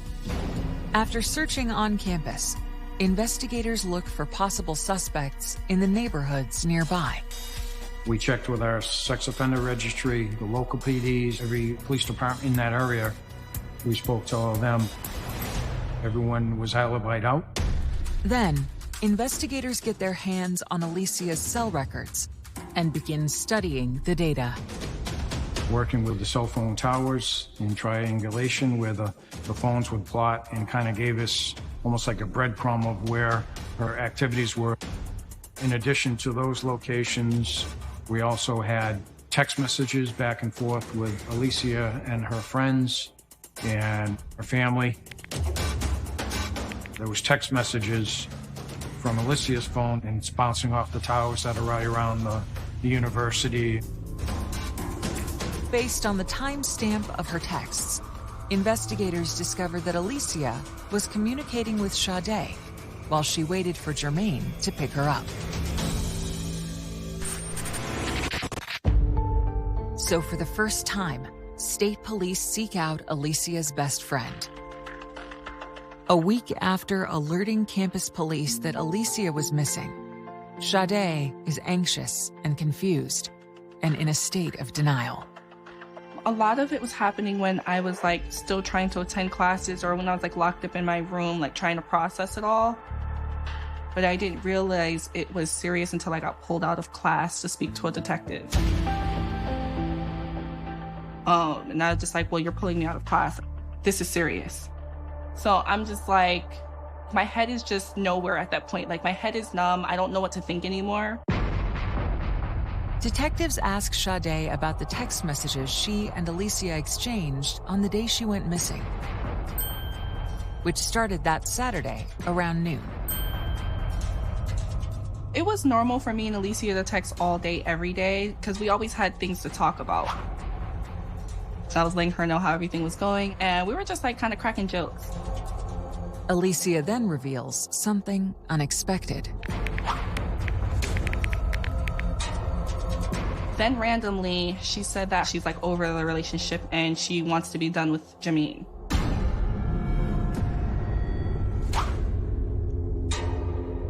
The text wasn't odd to me, because I feel like I knew Alicia was going to break up with Jermaine soon. I just didn't know when. What caught my surprise was not the fact that she actually was breaking up with him, just that she did it sooner than I expected. According to Sade, once Alicia started college, her relationship with her long-term high school boyfriend began to change. As me and her became closer, and the more we hung out and the more I started to bring her around the friends I was around, she started to meet other guys. And of course, they're more studious. They're upstanding guys. You know what I mean? They're in college. Jermaine is somewhere else. So I feel like that opened her eyes a little bit more to like the world. There's more to life than just Jermaine. I feel like she started to have like a self-realization moment. And over time, I noticed that she was more open to dating or talking to other guys. And that's what let me know, okay, Jermaine's gonna be out of the picture pretty soon. I think she just said she was just like over it, like her patience is just through with him.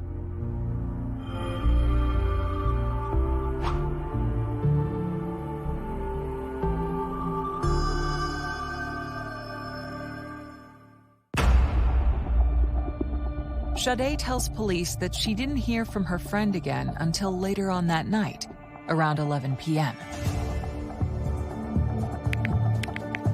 She's telling me that she's at Dairy Queen and she's walking, she's coming to me. And the text said, "It's over, I'm coming over, I need a drink." And I just replied with okay.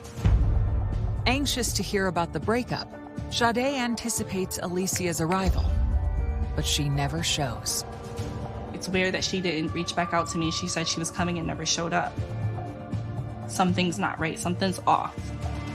The 11:03 p.m. text to Sade is the last communication from Alicia's phone. Alicia's phone is bouncing off the towers that are right around the university and the town of Willimantic. But then the phone stops and nowhere to be found.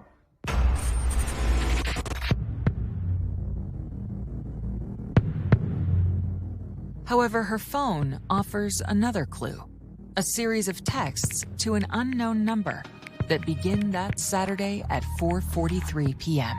There was a former boyfriend that she was speaking with. She had made arrangements to meet with him that night.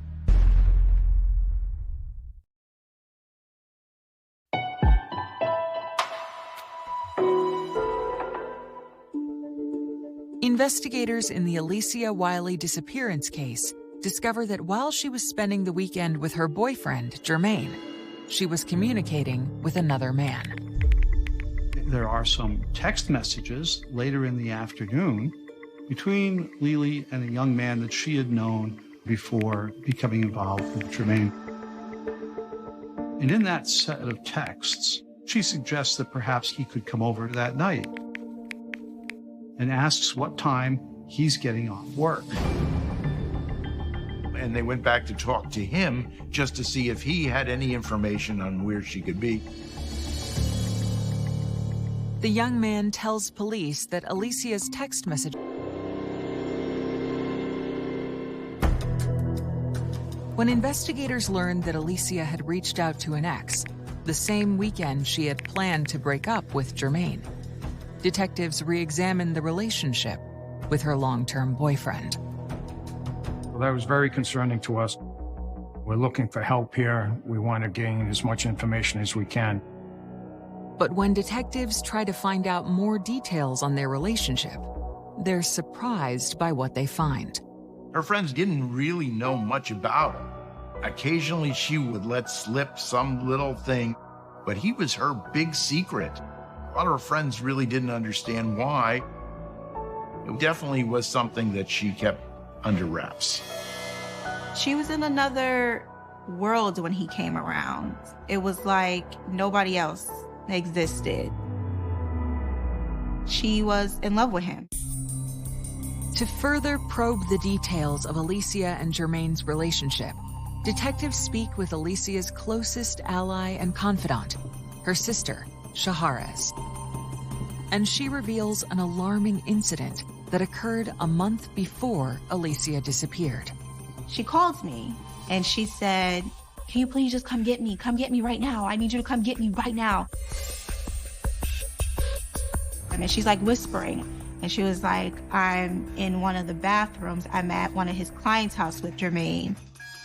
And I don't want to be here." And I was like, "Oh my gosh, I'm getting up right now." At the time, the guy that I was with, I woke him up and I was like, "We have to go get my sister right now." Sometime after midnight, the couple drove 45 minutes to pick up Alicia. Lily came out of the house. She appeared to her sister and brother-in-law to be very nervous, very upset, and very fearful. They took her home that night. And I'm like, "What happened?"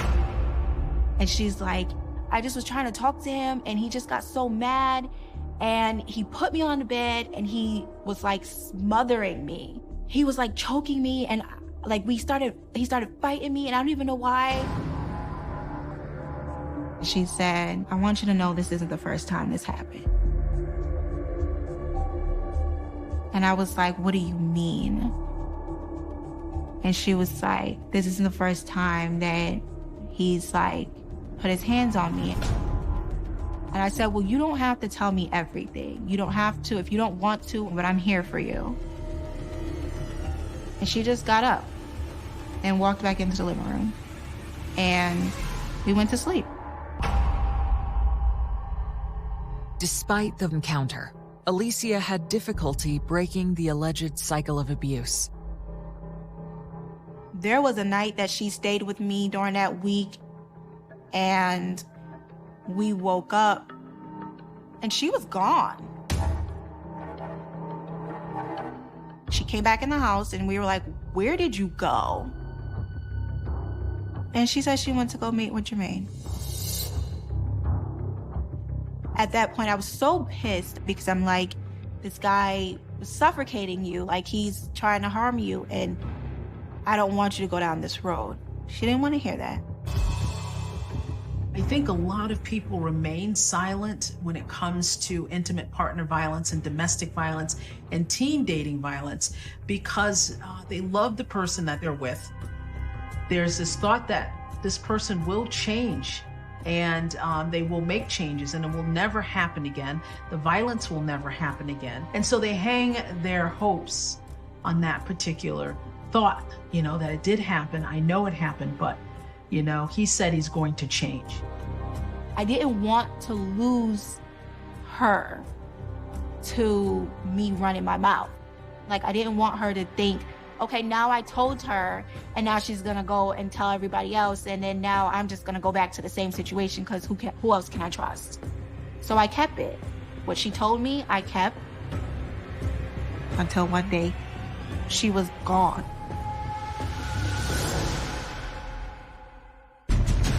The race to find Alicia. As time stretches on, the chances of somebody being found alive are not good. A family torn apart. As a mom, that was the most excruciating part, just because there's just so much raw emotion. And the chilling trail to Alicia's final moments. It wasn't a saw, it wasn't an axe, it was a knife. My mind went completely blank. I started to hyperventilate.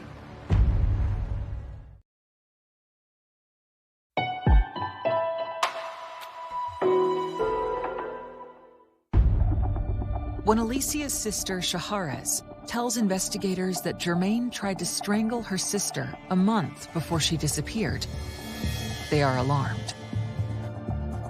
With the domestic violence, obviously the story changed, so we continued our investigation on that. Police fear that Alicia's intent to break up with Jermaine that weekend may have triggered a violent reaction. When detectives reach out to him, he refuses to come in for further questioning. So that was very concerning to us, because here we think, okay, you're the boyfriend, you should show some type of concern for her safety, assist the police, so that raised some red flags with us. Then about 2 weeks into the searches, one of the detectives that was assigned to our case said to me, you know, Shaharez had told us she went to go and pick up Alicia, and he tried to strangle her. And as a mom, that was the most excruciating part. I wasn't aware of the whole incident with Alicia and Jermaine. Alicia never brought it up to me. It broke my heart hearing about that situation. I'm automatically thinking that Jermaine is the culprit. Maybe he took her. With no concrete evidence, police turn to the family in hopes of putting pressure on Jermaine. The family of a college student who has been missing for more than a week is reaching out to the public for help. The detectives, they asked me to talk to the media. They wanted to set up for a press conference. We were all scrambling, trying to figure out, how did we get to him? And I says, listen, I don't know what to say. And they were like, just don't specifically talk about Jermaine, but you can talk as if you're talking to him. And that's what I did. We need for anybody who knows something, and I know there's someone out here who does, to come forward. Please help us bring our loved one, my baby, home. To try and beg someone. People were out trying to find Alicia, but as time stretches on, the chances of somebody being found alive are not good. And in this case, I mean, we were going from days to weeks to months now. I was just crying. That destroyed me because it made it feel like she was never coming back. To focus their efforts to find Alicia, investigators search along the route he drove on the night she disappeared. She's last seen in Bridgeport with Jermaine Richards. And her school is in Willimantic. It's important to understand that in figuring out what happened on the night she disappeared. On May 17th, a month after Alicia went missing, a search party summons Sergeant Ruddy to a location near Bridgeport. So we get down there. It's like a cul-de-sac. We walked into the woods, observed what we had, partial human remains.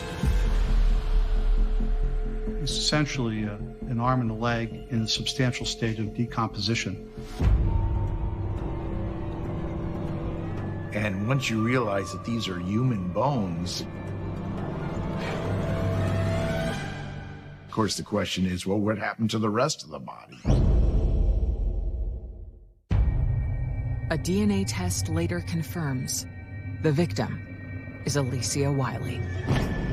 While examining her remains, investigators draw a chilling conclusion.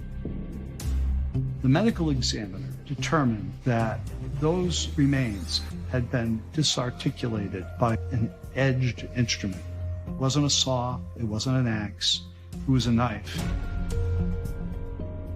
That's a skill set that one who knows human anatomy would have to have. Jermaine Richards completed the course of study prescribed for a licensed practical nurse. Among the things that he needed to know was human anatomy. The area where the remains were was actually about 1.5 miles from his house. This has now gone from missing person case to horrendous murder case. Soon after the discovery, investigators make a difficult call. They told me that we're sorry to inform you, but it wasn't a body that we found. My mind went completely blank. I started to hyperventilate. Not only did he murder her, he threw my baby away like trash. And I just remember, I just started bawling. I just couldn't take it. To build a case against Richards, investigators re-examine his alibi for the day Alicia disappeared. The discovery of Lily's remains exploded his story about taking her back to Willimantic.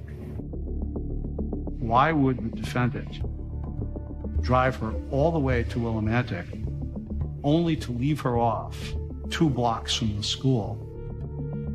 The added twist to this is that she had texted her friends at college that she was on her way back after breaking up with Jermaine.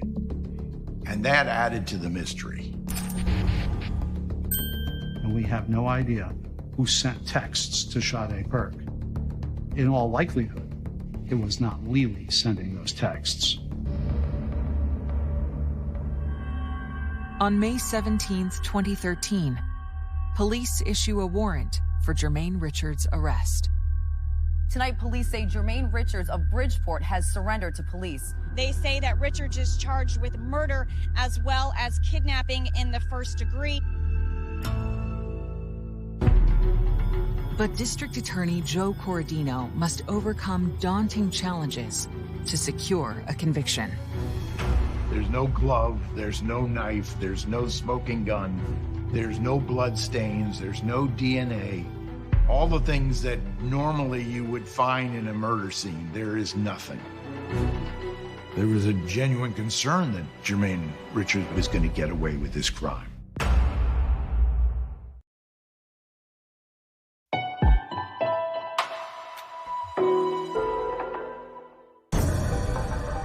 In the absence of physical evidence linking Jermaine Richards to the murder of Alicia Wiley, the prosecution zeroes in on a trial strategy. The prosecution took a completely different tack. Our focus was on the issue of domestic violence. It was important for the jury to consider what was happening in that relationship. It's not easy to leave a relationship. It's not easy to get out.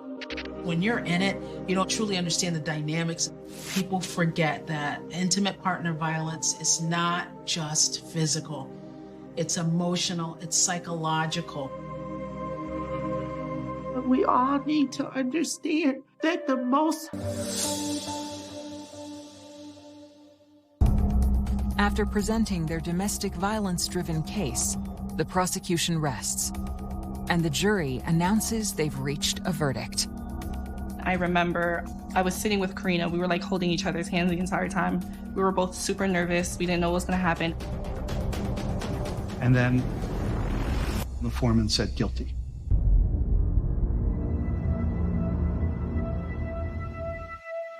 It was like a breath of fresh air. It was just thank God the entire time. Like I was just so happy. I prayed so hard, so much. Like that's all I can do was be happy. Like finally.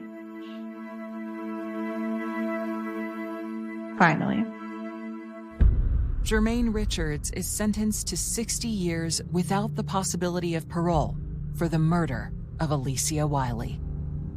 In the wake of the trial, Karina sets out on a mission to share her hardship and honor her beloved daughter.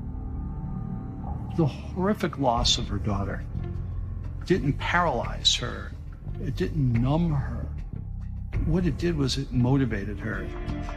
We started a nonprofit organization called Mothers of Victims Equality to bring up awareness about different scenarios of domestic violence, not just on those that are going through it, but also the family members and the community as a whole.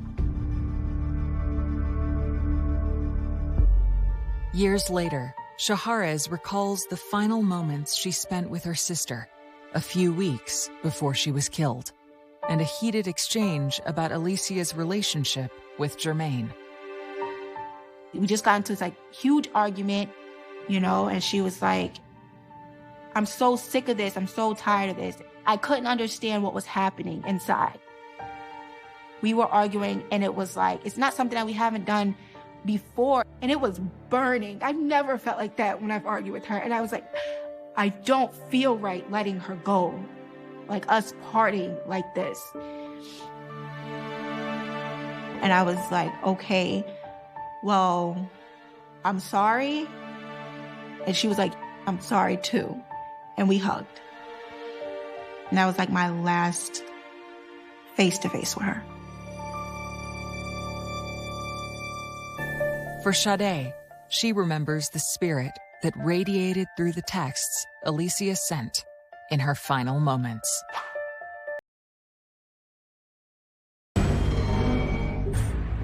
Do you guys feel that basketball saves lives in our community?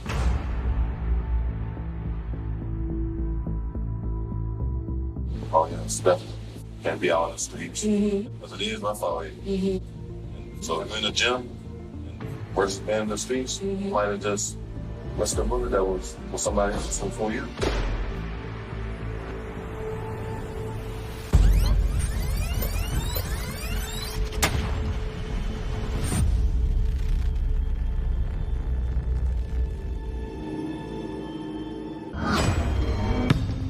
You know, our whole world collapsed in that day. And whatever coward did this, I hope you caught. Turn yourself in. It was willful, deliberate, premeditated. They wanted Lamont Adair dead. He was a good child. He was a good guy. He was doing something that, you know, mattered. The video is chilling because you just see the brazen act very clearly. And my brother did not leave the house thinking that he was going to die that day. He was the one who made the call for him to come up there. He was the one who put Lamont in a location to be a victim of this murder.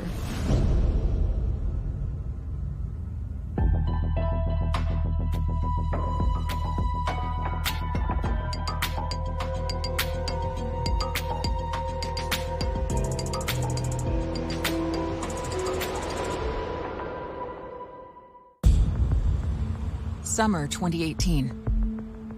Seat Pleasant, Maryland. A tough suburb just outside of Washington, D.C.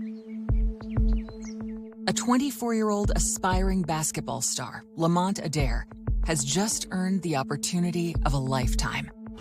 The chance to play professional ball in China. Oh, he loved basketball.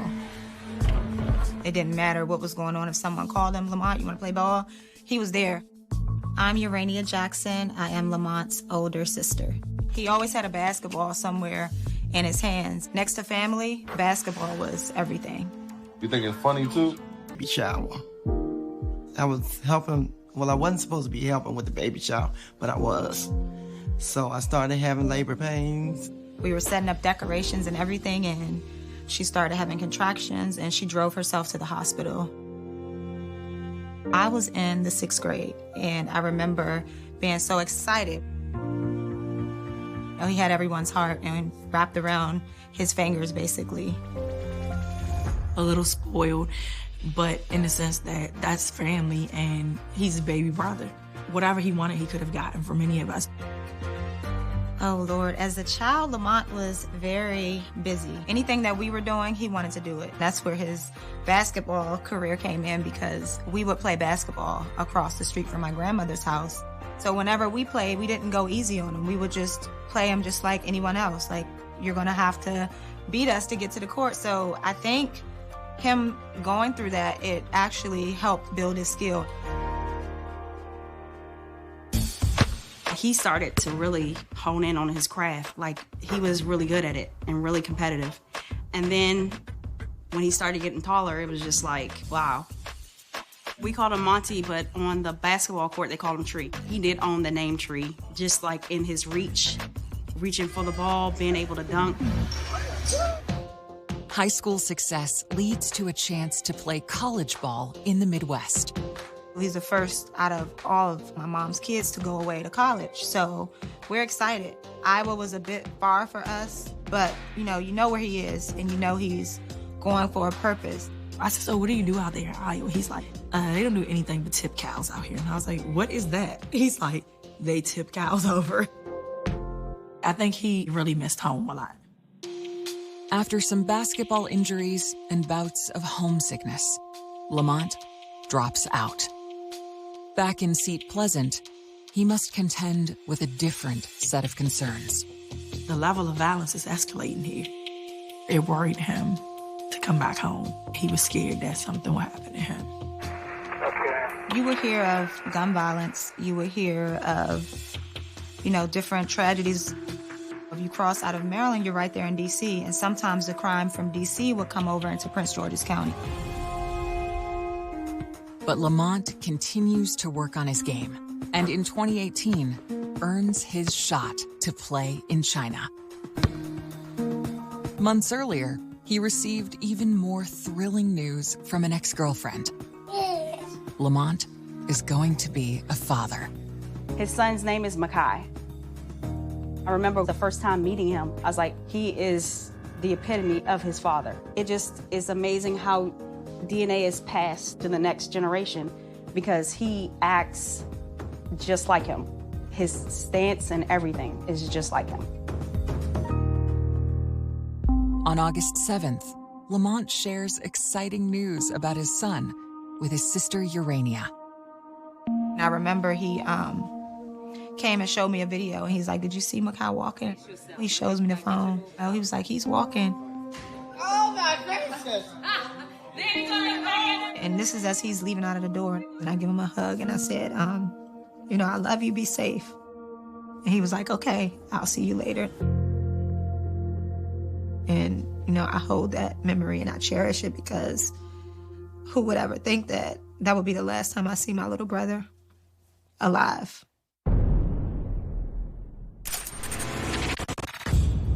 The next day, Lamont's older sister receives an alarming call. I'm at the gas station pumping gas. The phone rings.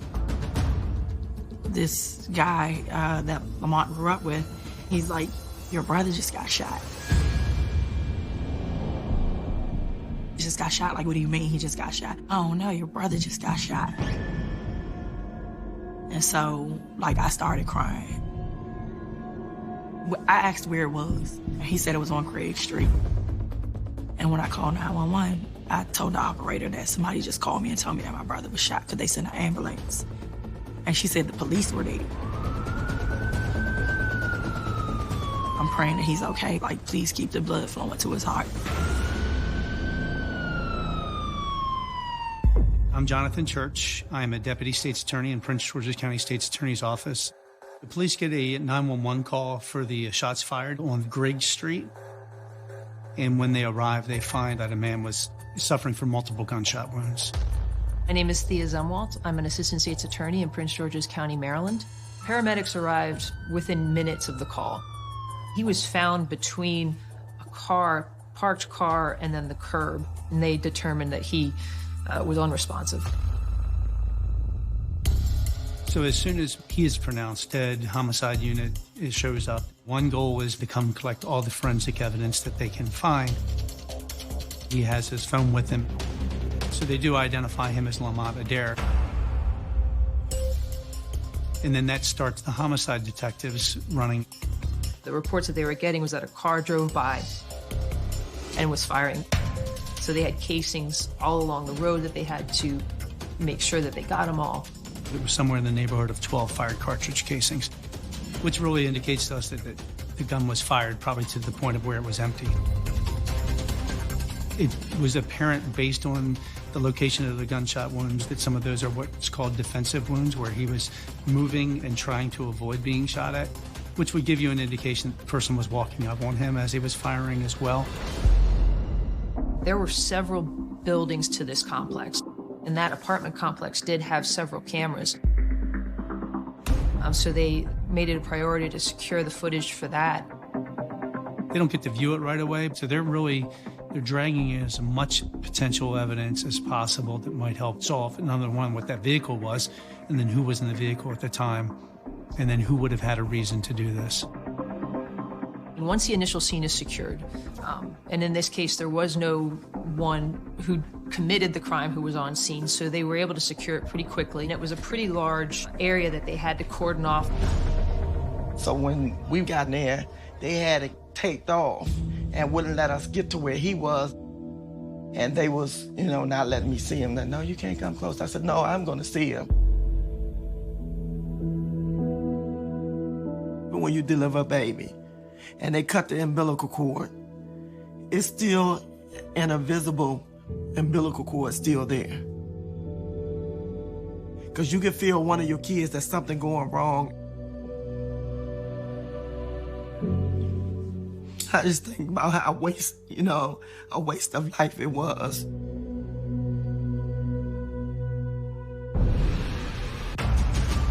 Investigators discover critical clues in Lamont's final moments. This person who shot Lamont knew him. A surprising motive emerges. The phrase everybody uses is, "the streets are talking." There were several rumors that he was a snitch for the police. and the killer's inner world is revealed. He's hot-headed. He gets angry.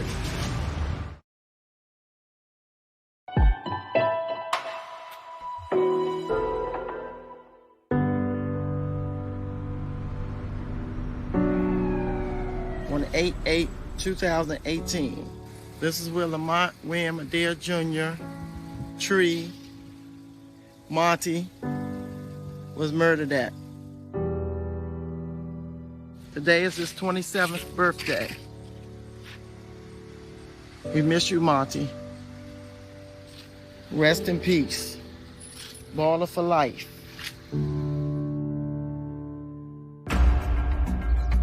As investigators process the scene of Lamont Adair's murder, local media race to cover the tragedy.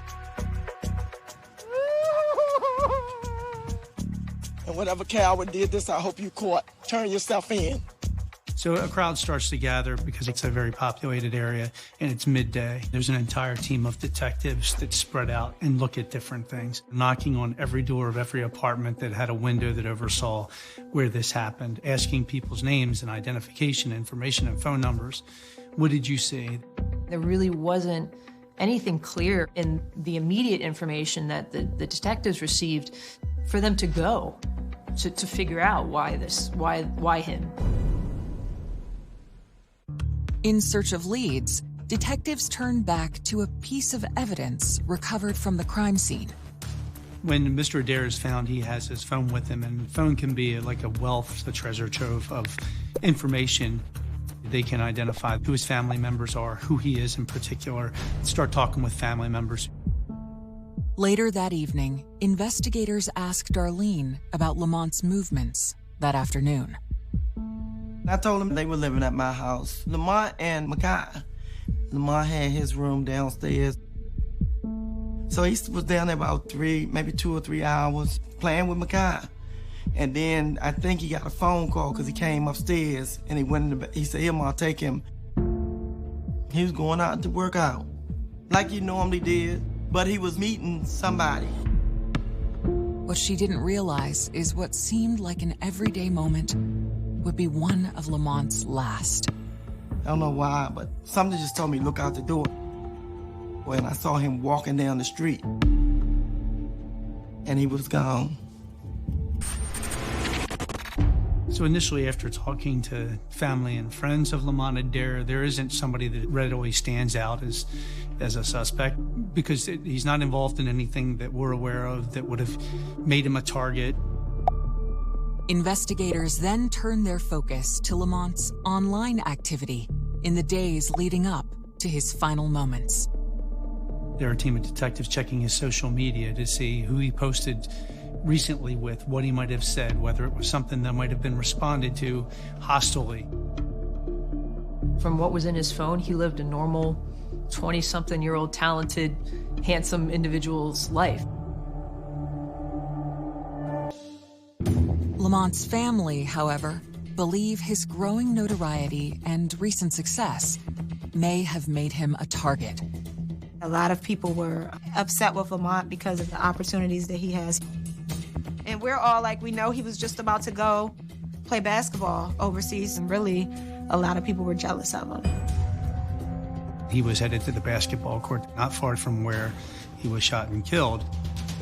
Who was he meeting there? Were the people there that were supposed to be there? Where were the people that he was supposed to meet if they weren't there? One of the people that Lamont may have been going to play basketball with was a man by the name of Thomas. As they process the events of August 8th, Lamont's family have grown suspicious of the friend who invited him to play ball that afternoon. My brother did not leave the house thinking that he was going to die that day. Thomas told Lamont, "Let's go play basketball." People were going around saying that Thomas set it up, which we felt that way anyway, because it was just too coincidental that you call him and tell him to come up and play. Rumors suggest that Thomas may have coordinated with the gunman to get Lamont to Gregg Street. If anyone were able to call him somewhere, it would be Thomas because he trusted him. The indication was that he was plotting to do this to Lamont. There were rumors. He knew that it was happening and they helped facilitate it.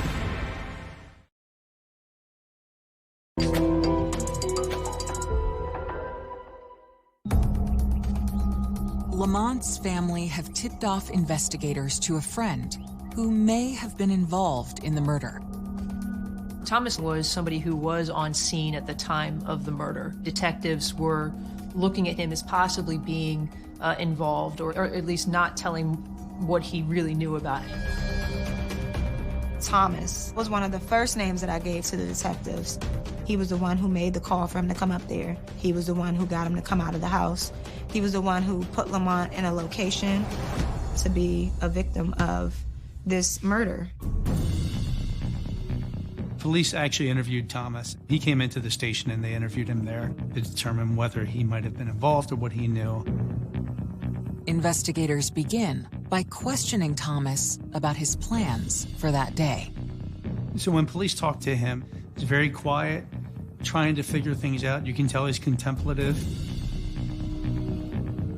He had not yet met with Lamont and didn't know anything that was useful. They just didn't get any information that was usable from Thomas. Detectives then set out to validate his version of events. We had 6 or 7 cell phone dumps that we went through. His phone was pulled, and there was no indication that he had anything to do with the murder of Lamont Adair.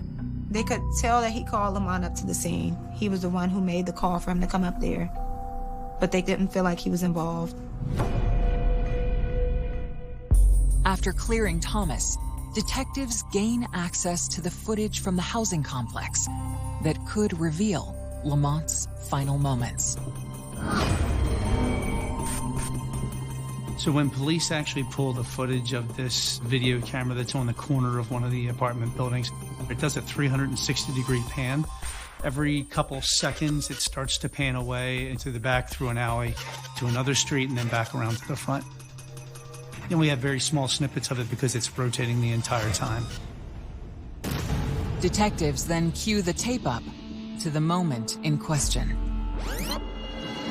And at about 3:49, 3:50 that afternoon, you can see an individual who we know is Lamont Adair based on where he falls and where police find him. And then eventually you see a gray Toyota Corolla pull up. And that's when the driver's door opens and the driver jumps out of the vehicle and approaches Lamont Adair.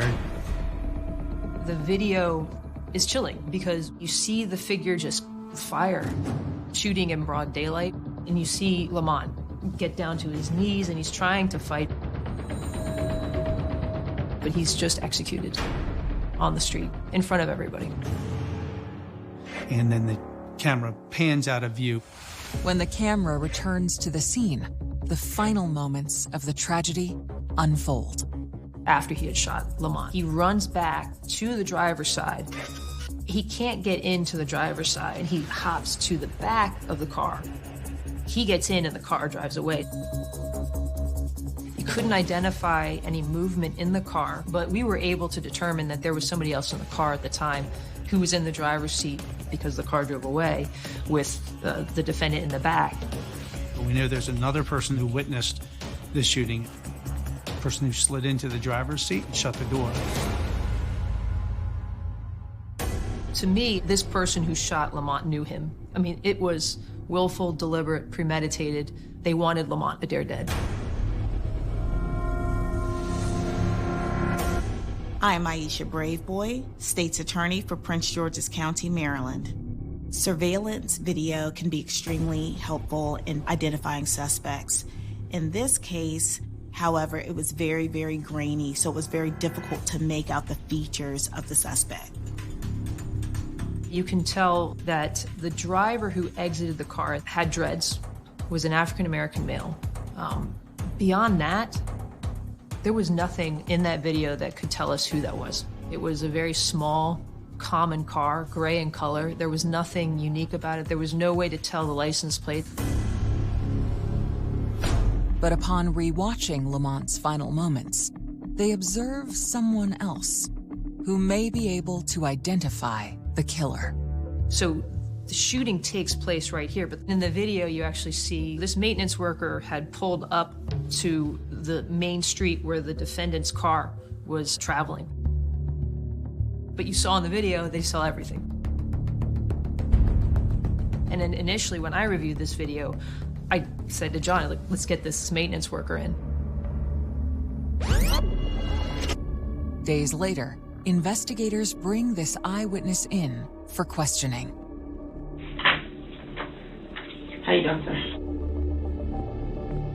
I do appreciate you coming and taking the time to talk to me. I'm sure you're busy and really don't want to be a mole.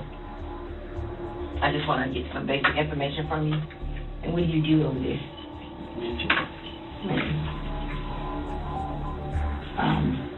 On the day of the shooting, you remember that day? Yeah. Can you tell me what happened? They just parking and they pull up in the car because he just come pull up, start shooting. The person that was doing the shooting, can you describe the person at all?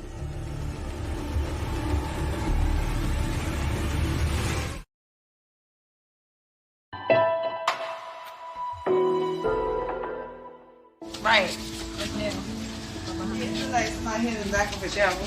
We missed them. Lamont's 27th birthday, baller for life, celebration of his life. This is Lamont's niece that he never met. She'll be a year old. All right, this month. It's Cal, a friend of Monty.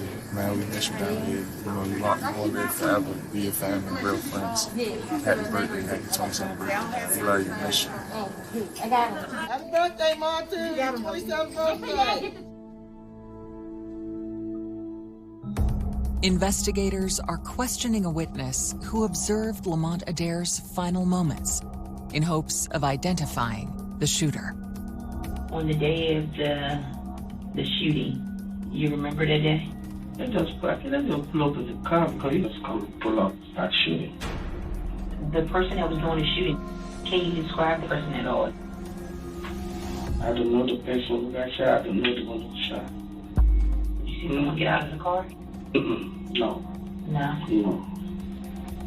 Can't describe anything about them? No, because I'm scared. I don't look for nothing. This maintenance worker, he didn't see anything. You know, black, white, Asian. No. So it was a very frustrating, moment for us. I appreciate you coming in to talk to me. I mean, of course, I wish you had more information, but I appreciate you. The witness's failure to identify the shooter highlights a major challenge detectives are facing.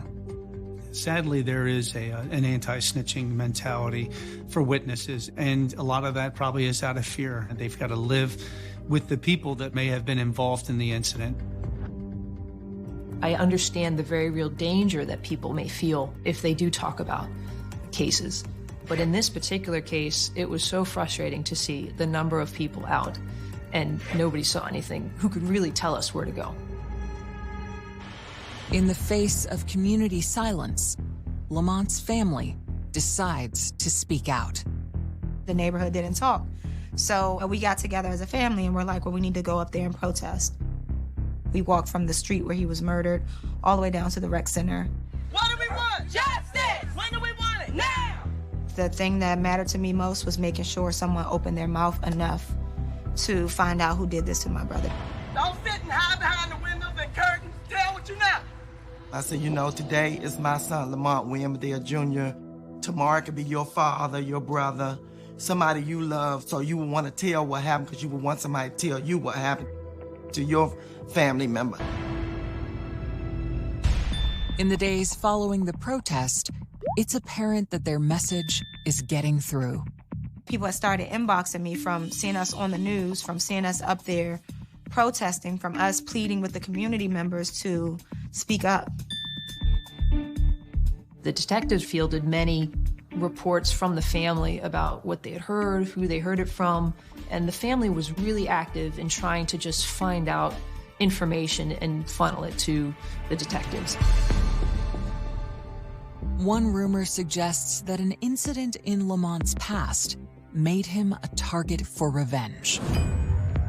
There were several rumors. One of them was that he was possibly a snitch for the police. That was basically that came up because he had recently, prior to this, had acquired a weed charge where he was found in a car smoking some weed. Like most of the kids his age, Lamont has started recreational use of like marijuana.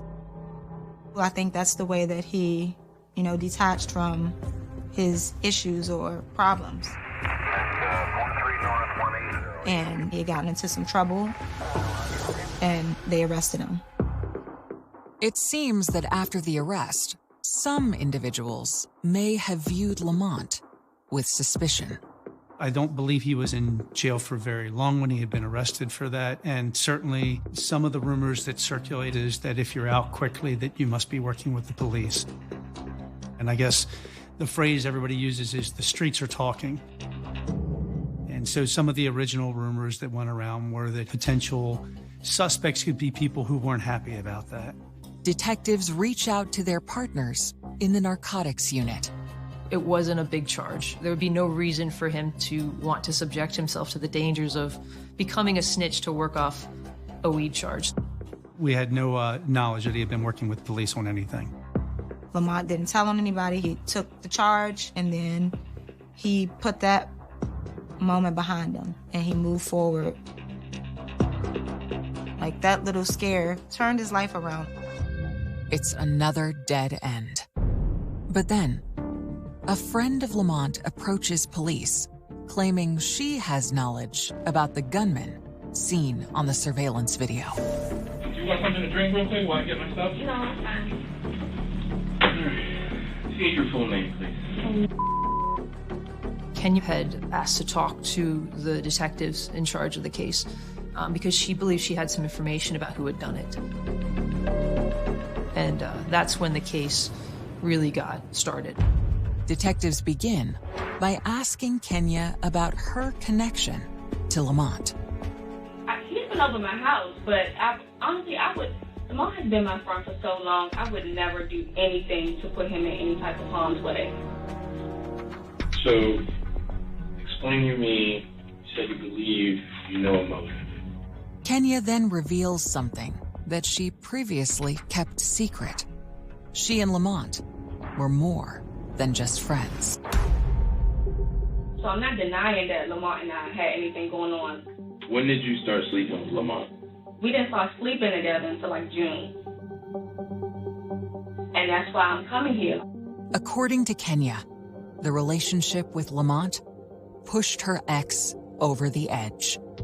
What makes you think that, because of everything that was going on between you and him, that he would go and kill Lamont? I really feel like he did it. He's hot-headed. He gets angry. He's a loose cannon. I feel like he did it just because of the situation. I'm worried that if he did do it, he might come after me. Well, what would make you think he would do it? He told me he would kill me.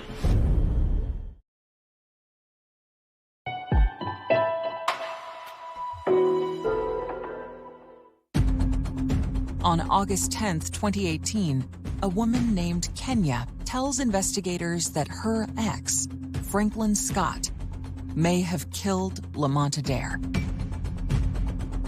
She wanted the police to know that she and Franklin Scott had a pretty tumultuous relationship consisting of several protective orders, but also 2 young children. So they were on again, off again. I believe there was allegations that he had tased her. So there was definitely a rocky relationship there.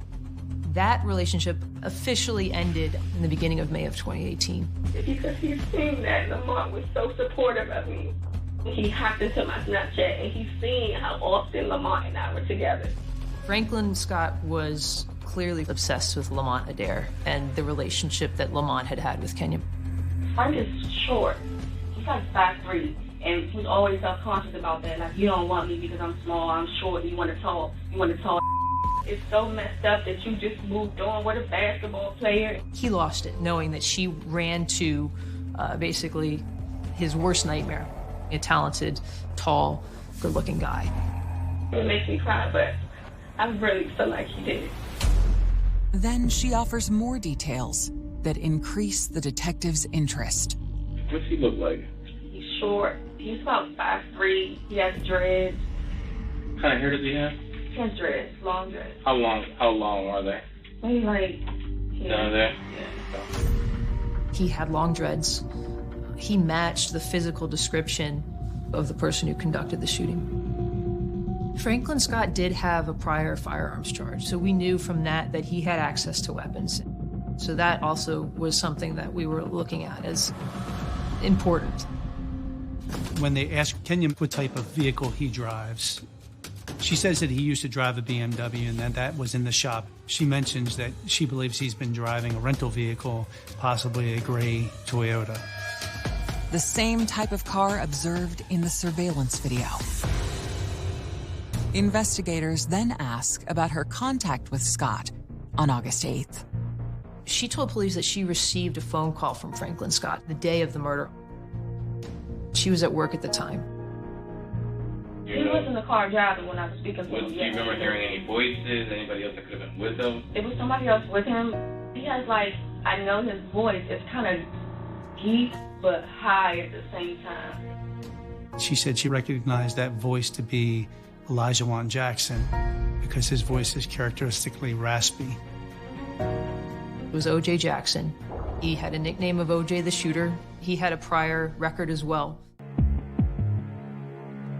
If you had to leave right now and go find him, where would you go? I don't know. Mom, maybe at O.J.'s house. At the time, the detectives were looking everywhere for him. They put out feelers everywhere trying to track him down.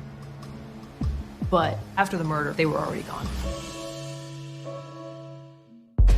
To narrow the search, they continue to focus on the vehicle spotted in the video. It's not until Kenya kind of comes out and we find out that the suspect rented a vehicle. She mentions a gray Toyota. Eventually, they do locate the rental vehicle, parked on a street in the Seat Pleasant area. After the murder, Franklin Scott basically parked the Corolla and walked off. A search of the car reveals bullet fragments inside. But there's no sign of the murder weapon. Then, in their quest to locate Scott, investigators recall a detail from his criminal past. They knew that he had to report for his pending gun charge in Anne Arundel County. One of the detectives realized that Mr. Scott had a court date. And so on August 23rd, Prince George's County Police Department were sitting on the Anne Arundel County Courthouse in Glen Burnie, Maryland, waiting for Mr. Scott to show up for his court date. And it was then that they arrested him for the murder of Lamont Adair. If he had thought that Kenya would be likely to talk, I think he wouldn't have set foot in that courthouse. He's taken to the Criminal Investigation Division for the Prince George's County Police Department, and he asks for a lawyer so the police never get a chance to speak to him. Eager to collect more evidence against Scott, detectives begin monitoring his phone calls from prison. Within the week that he was arrested, he had made some jail calls asking his acquaintance to help him get rid of his babies, which the detectives were able to determine he was talking about his guns. Locating the weapon used in the murder would bolster the prosecution's case. Unfortunately, they listened to the jail calls a couple days after they were made, so by the time they were able to get a search warrant and search the house, there was no indication of any firearms there. The failure to find the weapon is a blow to the investigation. What we had at that time was not enough. It was enough for probable cause, which got Franklin Scott to be arrested, but it wasn't enough to find him guilty beyond a reasonable doubt. We knew we needed somebody involved in that moment to be able to be in court and point at Franklin Scott and say he's the one who shot repeatedly at Lamont Adair and killed him. That man is Elijah Wan Jackson. If we wanted who was truly responsible for this, we had to find him So police immediately zeroed in to track him down.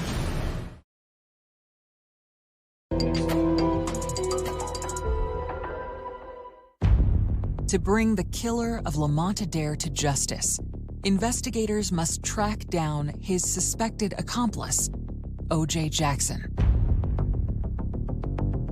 I had been watching social media, and OJ was traveling. He would go to Texas or Florida, I think it was, come back. Like, he's active on his social media page. But 16 days after the homicide, police get word that Jackson has returned to the Seat Pleasant area. On August 24th, police find Olajuwon Jackson at his home, and that's when they bring him in to interview him about his involvement. They interviewed him pretty extensively for a couple hours. At the end of the interview, he got real quiet, and the detectives asked him something, and he indicated that he wanted to talk to his mother. And his mother came in, and you saw a pretty profound exchange. His mother tells him, you need to tell the police the truth. You don't need to be going down for this. You need to be honest. Olajuwon Jackson is finally ready to provide a first-hand account of the tragic events captured by the security camera. He made it sound like he bumped into Franklin Scott as he was walking. I think that Franklin Scott picked him up. He hears Franklin Scott say, there he goes. The car slows down, pulls a gun out of the driver's side door. Handle shoots out the window a few times, opens the door, and jumps out of the car. And he says the car keeps going. And then he jumps over into the driver's seat and put the brake on. Then Jackson observed Lamont's final moment. Scott is standing over Lamont Adair and firing. I think it all happened so fast, and it was a surprise to OJ. OJ Jackson just wanted to get out of Dodge. OJ indicated that he was not expecting it. However, he did get into the front driver's side seat. He was ultimately charged with accessory after the fact. Franklin Scott accepted responsibility for what he did as well, and primarily because he knew that Olajuwon Jackson was going to offer testimony against him. Franklin Scott pled guilty to first-degree murder. I'm pretty proud of that.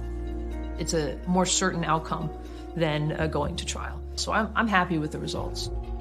Olajuwon Jackson is serving a 6-year sentence. Franklin Scott is serving 50 years.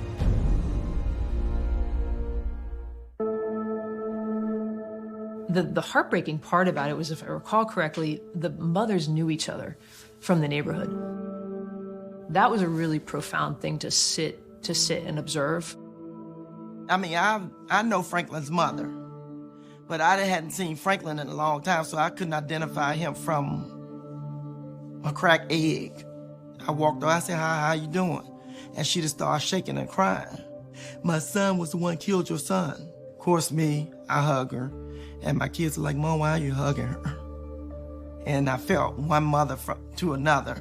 You know, my son is dead, yours going away for 50 years. It's like he almost dead.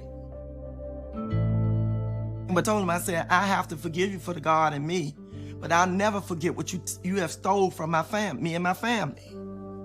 You took something very dear from us. Lamont, Tree, Monty. You had no right to do that. You weren't God, but you tried to play God that day.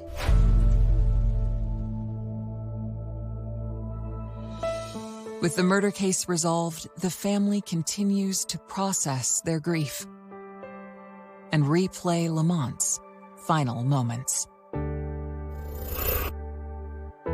Makai had just started walking right before Lamont passed. He shows me the phone, and I'm just like trying to hold back the tears. I had a feeling about Lamont, like it was the last time I was going to see him. It was very weird when I think about it, and how I felt like I had to just let him go because I was getting teary-eyed, and that was the last time I saw Lamont. Him sharing a moment from Makai being able to walk. I wish I had offered him a ride that day. It's a lot of things you look at and you're like, you could have done differently, but yeah. I don't know. I just, like, I think about him all the time. You know, Lamont knew we loved him, and he loved us. And at the end of the day, nothing else matters. Go ahead.